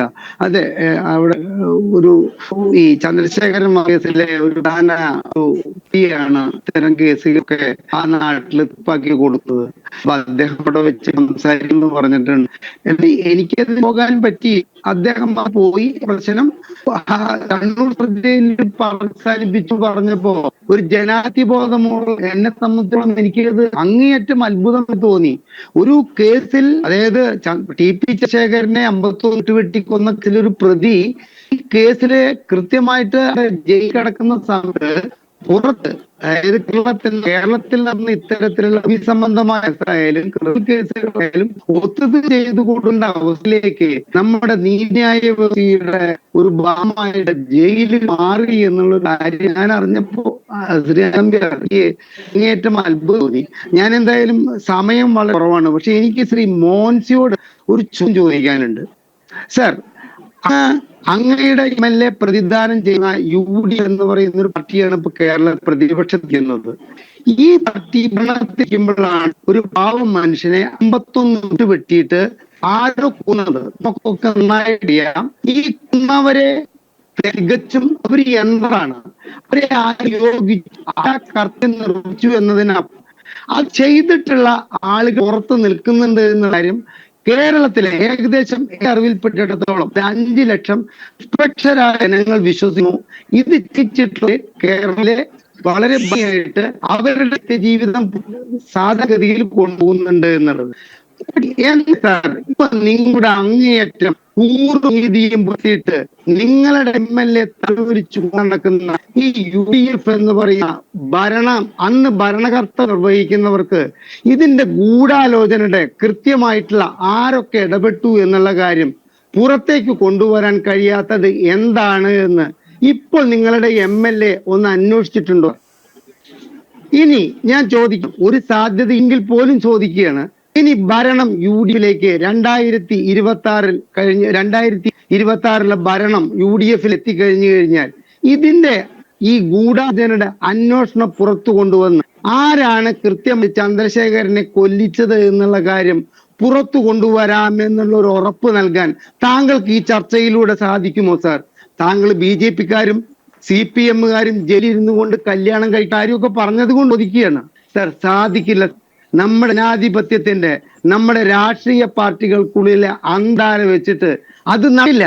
അന്തർധാര ഇല്ലായിരുന്നുവെങ്കിൽ നമ്മുടെ പഞ്ചൂർ രാധാകൃഷ്ണൻ ആഭ്യന്തര വകുപ്പ് മന്ത്രിയായിരുന്ന ആ സമയത്ത് ഈ പാവം മനുഷ്യൻ കൊല്ലിക്കാൻ ഗൂഢാലോചന നടത്തിയവരെ പുറത്തു കൊണ്ടുവരുവാൻ സാധിക്കുമായിരുന്നു. പക്ഷെ അന്വേഷണം ഒരു പാലത്തിന്റെ നടുവിൽ വെച്ചിട്ട് അവസാനിപ്പിക്കേണ്ട അവസ്ഥയിലേക്ക് കാര്യങ്ങൾ എങ്ങനെ എത്തി എന്നുള്ള ഒരു ചോദ്യം ബാക്കിയാകും. ആ പാർട്ടിയോട് കൂറു പുലർത്തിക്കൊണ്ടാണ് നിങ്ങളുടെ MLA ഇന്ന് നിയമസഭയിൽ പ്രവർത്തിക്കുന്നത് എന്നുള്ളത്. ഞങ്ങളെപ്പോലെ ചന്ദ്രശേഖരക്ക് നെഞ്ചിലേറ്റി ആരാധിക്കുന്ന ഞങ്ങൾക്കൊക്കെ അങ്ങേയറ്റം ലജ്ജകരമായി തോന്നുന്നു. താങ്കൾ ദയവ് ചെയ്ത് ഈ ചർച്ചയിൽ ഇതിനൊരു മറുപടി പറയണം. 26-ൽ അധികാരത്തിൽ കയറിയാൽ ഇത്തരത്തിലൊരു തീരുമാനം എടുത്തുകൊണ്ട് കെ രമയ്ക്ക് ഇതിന്റെ ഗൂഢാലോചനയുടെ ആളുകളെ പുറത്തു കൊണ്ടുവരാൻ കഴിയുമെന്ന് ഒന്ന് ഉറപ്പ് പറയാൻ താങ്കൾക്കായി കഴിഞ്ഞു കഴിഞ്ഞാൽ അത് കേരളത്തിലെ ഒരുപാട് ജനങ്ങൾക്ക് അങ്ങേയറ്റം ഉപകാരപ്രദമായിട്ടുള്ള ഒരു മറുപടിയായി തീരും. ഓക്കെ ശ്രീ മോൻസി, പെട്ടെന്ന് മറുപടി. അതായത് ഹലോ, പറഞ്ഞോളൂ കേൾക്കാം. അതായത് ശ്രീ ഹരിദാസേട്ടൻ പറഞ്ഞ കാര്യം ഞാനത് ഒരു വെല്ലുവിളി പോലെ തന്നെ സ്വീകരിക്കുകയാണ്. പക്ഷെ ഒരു ചെറിയ തിരുത്തുണ്ട്. ഞങ്ങൾ UDFന്റെ ഭാഗമാണ് എന്ന് ഹരിദാസേട്ടനെ പോലെ ഒരാൾ കരുതിയിരിക്കുന്നുണ്ടെങ്കിൽ അത് തെറ്റാണെന്ന് പറയാൻ പോലും എനിക്ക് മടിയുണ്ട്. ഞങ്ങൾ UDFന്റെ ഭാഗമല്ല. കെ രമ MLA ആയിട്ട് ഒറ്റയ്ക്കാണ് ഇരിക്കുന്നത്. അതുകൊണ്ടാണ് കഴിഞ്ഞ വിദ്യാഭ്യാസ ബില്ല് സ്വകാര്യവൽക്കരണത്തിനെതിരെ നിയമസഭയിൽ ഒരു ബില്ല് വന്നപ്പോ ഒരേ ഒരാളാണ് അതിനെ എതിർത്ത് വോട്ട് ചെയ്തത്. അത് കെ രമയാണ്. അത് മാധ്യമങ്ങളിൽ വന്നാണ്. ഒരു മാധ്യമ പ്രവർത്തകൻ കൂടിയായ ഹരിദാസേട്ടൻ അത് കൃത്യമായി ശ്രദ്ധിക്കേണ്ടതുമായിരുന്നു. പിന്നെ 26-ല് UDF അധികാരത്തിൽ വന്നാൽ ഞാൻ ഇപ്പോഴും അത് UDFന്റെ കക്ഷിയേ അല്ല. ഞങ്ങൾ ഞങ്ങളുടെ പോരാട്ടമായിട്ട് ഇപ്പോഴും തുടർന്ന് പോകുന്നുണ്ട്. അഡ്ജസ്റ്റ്മെന്റ് ഒക്കെ മുൻപ് നടന്നിട്ടുണ്ടെന്ന് നല്ല ബോധ്യം ഞങ്ങൾക്കുണ്ട്. കെ രമ ജയിച്ചിട്ടുള്ളത് എങ്ങനെയാണ് സാർ? പറയട്ടെ സാർ, കെ രമ ജയിച്ചിട്ടുള്ളത് ആ വോട്ട് നേടിയിട്ടാണ് സാർ. UDFന്റെ വോട്ട് കൂടി നേടിയില്ല ജയിച്ചിട്ടുള്ളത്. അപ്പൊ നിങ്ങൾ പറയുന്നത് തെറ്റ. ഞാൻ പറഞ്ഞു പൂർത്തീകരിച്ചിട്ട് ഹരിദാസേട്ടൻ പറഞ്ഞോ. അല്ല, UDF കക്ഷിയല്ല എന്നായിരിക്കും ഉദ്ദേശിച്ചത്. കെ രമ മത്സരിച്ചത് RPയുടെ സ്ഥാനാർത്ഥിയായിട്ട്. UDF അവിടെ കെ രമയെ പിന്തുണച്ചു. ഒരു തർക്കമില്ല. ഒരു ജനാധിപത്യപരമായി നടക്കുന്ന ഒരു പ്രക്രിയയില് ഒരു മുന്നണിക്കോ ഒരു രാഷ്ട്രീയ പാർട്ടിക്കോ അത് ഞങ്ങളെ സംബന്ധിച്ച് മതേതരത്വ പാർട്ടിയാണെങ്കിൽ സന്തോഷമുള്ള കാര്യമാണ്. ഞങ്ങൾ സ്വീകരിച്ചു. ഒരു തർക്കമില്ല. അതുകൊണ്ട് ആ മുന്നണിയുടെ ഭാഗമാണ് എന്ന് പറഞ്ഞു കളയരുത്. അത്രേ ഞാൻ പറഞ്ഞുള്ളൂ. പിന്നെ ഞാൻ പറഞ്ഞല്ലോ, അഡ്ജസ്റ്റ്മെന്റ് ഒക്കെ നടന്നിട്ടുണ്ട്. അതൊക്കെ നല്ല ബോധ്യമുള്ളതാണ് ഞങ്ങൾ. ഒരു തർക്കമില്ല. പക്ഷെ അതുകൊണ്ട് ഞങ്ങളുടെ പോരാട്ടം നിർത്തിയെന്ന് ധരിക്കേണ്ടതില്ല. ഞങ്ങളുടെ പോരാട്ടം തുടർന്നുകൊണ്ടേയിരിക്കും. ഒരു തർക്കമില്ല. ഇപ്പോഴും ആ കേസുകൾ നടക്കുന്നുണ്ട്. ഒരു സംശയവും വേണ്ട. RMPIക്ക് ഇത് അന്വേഷിക്കാൻ കഴിയുന്ന ഒരു സാഹചര്യം ഉരുത്തിരിഞ്ഞാൽ ഒരാളും രക്ഷപ്പെടാത്ത പഴുതടച്ച അന്വേഷണം നടക്കും. ഒരു തർക്കമില്ല. അത് എവിടെ ഉറപ്പ് പറയാൻ ഞങ്ങൾക്ക് പറ്റും. ഓക്കെ ശ്രീജിത്ത് പണിക്ക, നോക്കൂ, എത്ര വലിയ കുറ്റകൃത്യം ചെയ്താലും അത് നോർമലൈസ് ചെയ്യപ്പെടുകയാണ്, അല്ലേ? സാധാരണവൽക്കരിക്കപ്പെടുകയാണ്. അതുപോലെ എത്ര വലിയ കൊടും കുറ്റവാളികളാണെങ്കിലും അവരെ വിശുദ്ധന്മാർ ആക്കുകയാണ്, അല്ലേ? അപ്പോൾ ഇപ്പോൾ നോക്കൂ, സമീപകാല സംഭവങ്ങളെല്ലാം പരിശോധിച്ചു കഴിഞ്ഞാൽ ഇതിലൊന്നും വലിയ കുഴപ്പമില്ല എന്ന് സാധാരണ മലയാളികൾ ചിന്തിക്കുന്നിടത്തേക്ക് കാര്യങ്ങൾ കൊണ്ട് കെട്ടുകയാണ്. അങ്ങനെയല്ലേ രക്ഷപ്പെടുന്നത് CPM?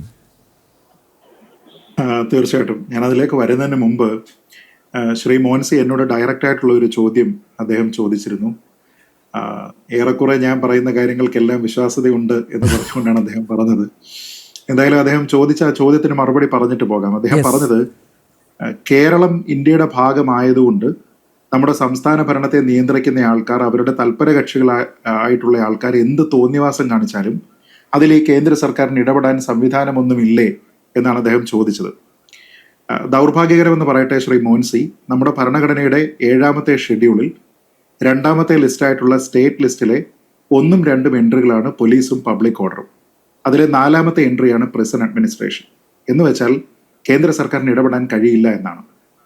നമ്മുടെ നാട്ടിലെ പോലീസിങ്ങുമായി ബന്ധപ്പെട്ട്, നമ്മുടെ നാട്ടിലെ ലോ ആൻഡ് ഓർഡറുമായി ബന്ധപ്പെട്ട്, നമ്മുടെ നാട്ടിലെ ജയിൽ ഇൻമേറ്റ്സുമായി ബന്ധപ്പെട്ട്, പ്രിസൺ അഡ്മിനിസ്ട്രേഷനുമായി ബന്ധപ്പെട്ട് എക്സ്ക്ലൂസീവ് അതോറിറ്റി എന്ന് പറയുന്നത് കേരളത്തിൽ മാത്രമല്ല എവിടെയും സ്റ്റേറ്റ് ലിസ്റ്റ് അനുസരിച്ച് സംസ്ഥാനങ്ങൾക്ക് മാത്രമാണ്.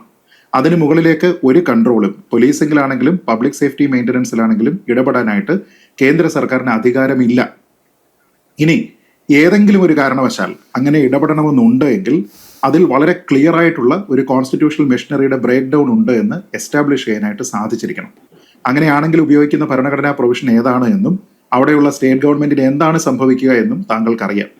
അങ്ങനെ ഒരു നടപടിയിലേക്ക്, സംസ്ഥാന സർക്കാരിനെ പിരിച്ചുവിടുന്ന രീതിയിലത്തേക്കുള്ള ഒരു നടപടിയിലേക്ക് കേന്ദ്ര സർക്കാർ വന്നാൽ അതിനെ താങ്കളുടെ പാർട്ടിയായിട്ടുള്ള RMP പോലും പിന്തുണയ്ക്കും എന്ന് ഞാൻ കരുതുന്നുമില്ല.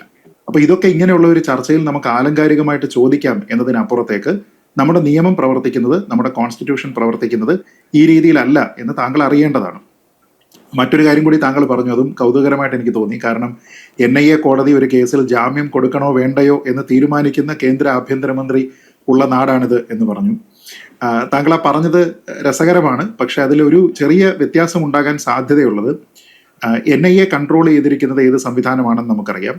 NIA അവിടെ കസ്റ്റഡി ആവശ്യപ്പെട്ടിട്ടില്ല എങ്കിൽ നിശ്ചയമായിട്ടും അവർക്ക് ജയിലല്ല ബെയിൽ കിട്ടാനുള്ള സാധ്യത വളരെ കൂടുതലാണ്. നമ്മളവിടെ കോടതിയിൽ ഉണ്ടായിരിക്കുന്ന നടപടിക്രമങ്ങൾ നോക്കിക്കഴിഞ്ഞാൽ കന്യാസ്ത്രീകളുമായി ബന്ധപ്പെട്ട ആ കേസിൽ കസ്റ്റഡി ആവശ്യപ്പെട്ടില്ല. ഫോർമലായിട്ടുള്ള ഒരു എതിർപ്പ് NIAയുടെ ഭാഗത്ത് നിന്ന് ഈ ബെയിലിനെതിരെ ഉണ്ടായിരുന്നുവെങ്കിലും കസ്റ്റഡി അവർ ആവശ്യപ്പെട്ടിട്ടില്ല. അതുകൊണ്ട് തന്നെ അത് കൃത്യമായിട്ട് ഓർഡറിൽ പറയുന്നുണ്ടായിരുന്നു. കസ്റ്റഡി ആവശ്യപ്പെടാത്തതിന്റെ കൂടി അടിസ്ഥാനത്തിലാണ് അവർക്ക് ജാമ്യം കിട്ടിയത്. എന്ന് വെച്ചാൽ അതിന് നേരിട്ട് NIA കോടതിയെ സ്വാധീനിക്കാൻ കേന്ദ്ര ആഭ്യന്തരമന്ത്രി ശ്രമിക്കണമെന്നില്ല. മറിച്ച് അന്വേഷണ ഏജൻസി കസ്റ്റഡി ചോദിച്ചിട്ടില്ല എങ്കിൽ ജാമ്യം കിട്ടാനുള്ള സാധ്യത വളരെ കൂടുതലാണ്. താങ്കൾക്ക് അറിയാവുന്നതുപോലെ bail not jail is the നോം എന്നാണ് നമ്മുടെ നാട്ടിലെ നീതി നിർവഹണ സംവിധാനം തന്നെ പറയുന്നത്. ഇനി ശ്രീ അനിലിന്റെ ആ ചോദ്യത്തിലേക്ക് വന്നാൽ, നിശ്ചയമായും ഞാൻ പലപ്പോഴും കരുതുന്നത്, അതിന്റെ ഒരു ഭാഗം ശ്രീ മോൻസി ഇതിനോടകം തന്നെ പറഞ്ഞു, പല ചർച്ചകളിലും ഞാൻ പറഞ്ഞിട്ടുള്ള ഒരു കാര്യമാണ്. അതായത് കമ്മ്യൂണിസ്റ്റ് പാർട്ടിയിൽ എന്തെങ്കിലും തരത്തിലുള്ള കമ്മ്യൂണിസമോ എന്തെങ്കിലും തരത്തിലുള്ള മാർക്സിസമോ ഒക്കെ തന്നെ ഇന്ന് അവർ പ്രദർശിപ്പിക്കുന്നുണ്ട് എന്ന് ആത്മാർത്ഥമായിട്ടും കരുതാത്ത ഒരാളാണ് ഞാൻ. പലപ്പോഴും പല കാര്യങ്ങളിലും ഒരു വലത് വ്യതിയാനം ഉണ്ടായിട്ടുണ്ട്. കൺവെൻഷനലായിട്ട് ഇടതുപക്ഷം സ്വീകരിച്ചിരിക്കുന്ന പല നിലപാടുകളെയും അവരെന്നോ കാലത്ത് തന്നെ കുഴിച്ചു മൂടുകയോ വെള്ളം ചേർത്ത് വിഴുങ്ങുകയോ ചെയ്തിട്ടുണ്ട്.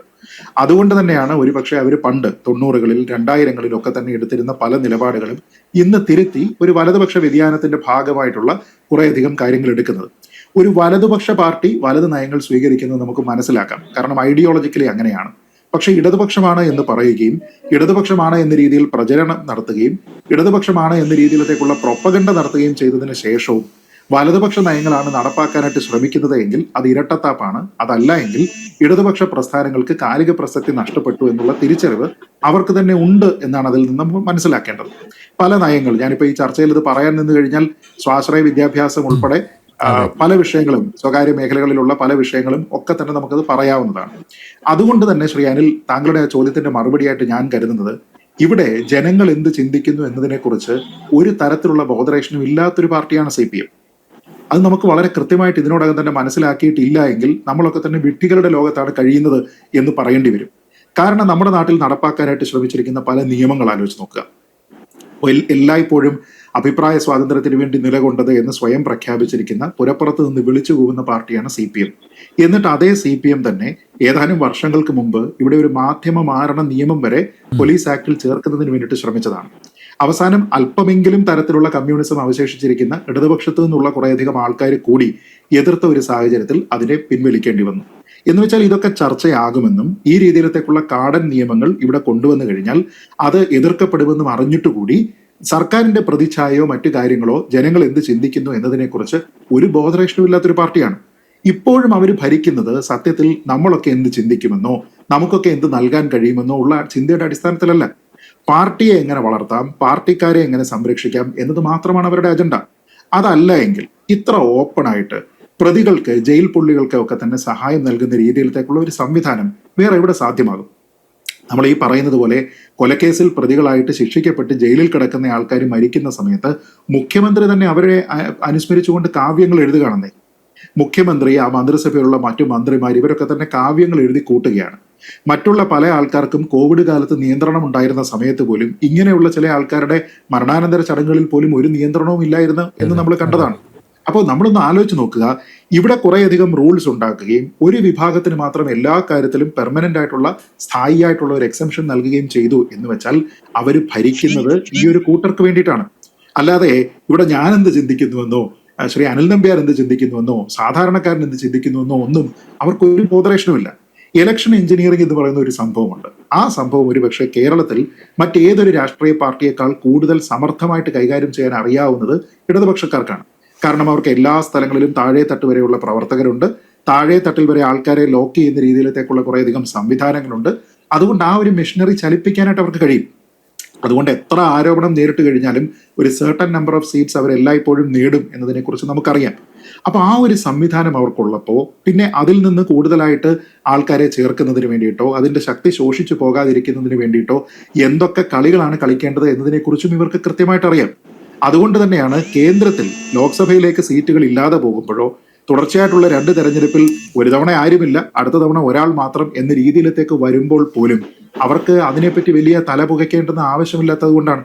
കാരണം അവർക്കറിയാം കേന്ദ്രത്തിനെ സംബന്ധിച്ചിടത്തോളം the writing is already on the wall, ഇതിൽ കൂടുതൽ നമുക്കൊന്നും ചെയ്യാനില്ല. അവർക്ക് കൃത്യമായിട്ട് അറിയാം. ഇനി അവർ ശ്രമിക്കുന്നത് ഈ സംസ്ഥാനത്തെ ഭരണം നിലനിർത്തുക എന്നുള്ളതിന് വേണ്ടിയിട്ടാണ്. അതിനു വേണ്ടിയിട്ട് അവരുടെ ഈ ഒരു സംവിധാനത്തിനെ അതിനെ കൂടുതൽ ബലപ്പെടുത്തി നിർത്തുക, അതിലുള്ള ആൾക്കാർക്ക് കൂടുതലായിട്ടുള്ള സർവീസസ് കൊടുക്കുക, അവരെ സേവിക്കുക എന്നതിനപ്പുറത്തേക്ക് പൊതുജന സേവനമാണ് നിലവിലത്തെ ഇടതുപക്ഷ സർക്കാരിന്റെ നയം എന്ന് നമ്മൾ ആരും ഇനി ചിന്തിക്കേണ്ടതില്ല. അങ്ങനെ ആയിരുന്നുവെങ്കിൽ ഒരുപക്ഷെ നേരത്തെ പറഞ്ഞതുപോലെ മാനവികതയുടെ മുഖമായി കരുതപ്പെട്ട ശ്രീമതി KK ശൈലജ ഇങ്ങനെ ഒരു ചടങ്ങിൽ പോകുമോ? CCTV ഇന്ന് ഈ ലോകത്ത് എല്ലാ സ്ഥലങ്ങളിലും മുക്കിലും മൂലയിലും വരെ ഉണ്ട് എന്നറിയാമായിരിക്കുന്ന സമയത്ത് പ്രത്യേകിച്ച് ജയിലിൽ മൊബൈൽ ഫോൺ യൂസ് ഉൾപ്പെടെ പല കാര്യങ്ങളുമായി ബന്ധപ്പെട്ട് TP കേസിലെ പ്രതികൾ പലപ്പോഴും ഇങ്ങനെ സംശയത്തിന്റെ നിഴലിലായിരിക്കുന്ന ഒരു സാഹചര്യത്തിൽ അവർക്ക് പരസ്യമായിട്ട് റോഡിൽ വെച്ചിട്ട് വെള്ളമടിക്കാനുള്ള സംവിധാനമൊക്കെ കൊടുക്കുക എന്നൊക്കെ പറഞ്ഞു കഴിഞ്ഞാൽ പിന്നെ എന്ത് തരത്തിലുള്ള നിയമവാഴ്ചയാണ് ഇവർ നോക്കുന്നത്? അപ്പൊ അങ്ങനെ നോക്കിക്കഴിഞ്ഞാൽ ശ്രീ മോഹൻസി പറഞ്ഞതുപോലെ ഇവിടെ ലോ ആൻഡ് ഓർഡറേ ഇല്ല എന്ന് പറഞ്ഞുകൊണ്ട് അവസാനം സർക്കാരിനെ പിരിച്ചുവിടേണ്ടുന്ന നടപടിയിലേക്കൊക്കെ പോകേണ്ടി വരും. പക്ഷെ അതിന് ഇന്നിപ്പോ അത് വരണം അല്ലെങ്കിൽ കേന്ദ്ര സർക്കാർ ഇടപെടണം എന്ന് പറയുന്ന ആൾക്കാരും ആ സമയത്ത് എണീറ്റ് നിന്ന് അതിനെതിരെ മുദ്രാവാക്യം വിളിക്കും എന്ന് മാത്രമേ പറയാനുള്ളൂ. അല്ലാതെ അതിനൊന്നും തന്നെ ഒരു തരത്തിലുള്ള സർവ്വ സ്വീകാര്യതയൊന്നും തന്നെ കിട്ടാൻ പോകുന്നില്ല എന്നുള്ളതാണ് യാഥാർത്ഥ്യം. ഓക്കെ, വളരെയധികം നന്ദി ശ്രീജിത്ത് പണിക്ക, സദാനന്ദൻ മാസ്റ്റർ, മോൻസി, ശ്രീ MK ഹരിദാസ്. പാർട്ടിക്ക് എന്തും ആവാം, പാർട്ടിക്ക് മാത്രമല്ല ഭരണകൂടത്തിനും എന്തുമാവാം. നിയമവാഴ്ചയും നീതിന്യായ വ്യവസ്ഥയും വെല്ലുവിളിക്കുകയാണ് പാർട്ടിയും ഭരണകൂടവും. ഇവിടെ ജനങ്ങൾ ഒരു പരിശോധന നടത്തുക, സത്യസന്ധമായ പരിശോധന നടത്തുക. ഇവർ ചെയ്യുന്നതെല്ലാം ശരിയാണോ എന്ന പരിശോധന. ജനഡിബേറ്റ് ഇവിടെ പൂർണ്ണമാവുന്നു. ചർച്ചയിൽ പങ്കെടുത്ത എല്ലാ അതിഥികൾക്കും നന്ദിയൊപ്പം പ്രേക്ഷകർക്കും.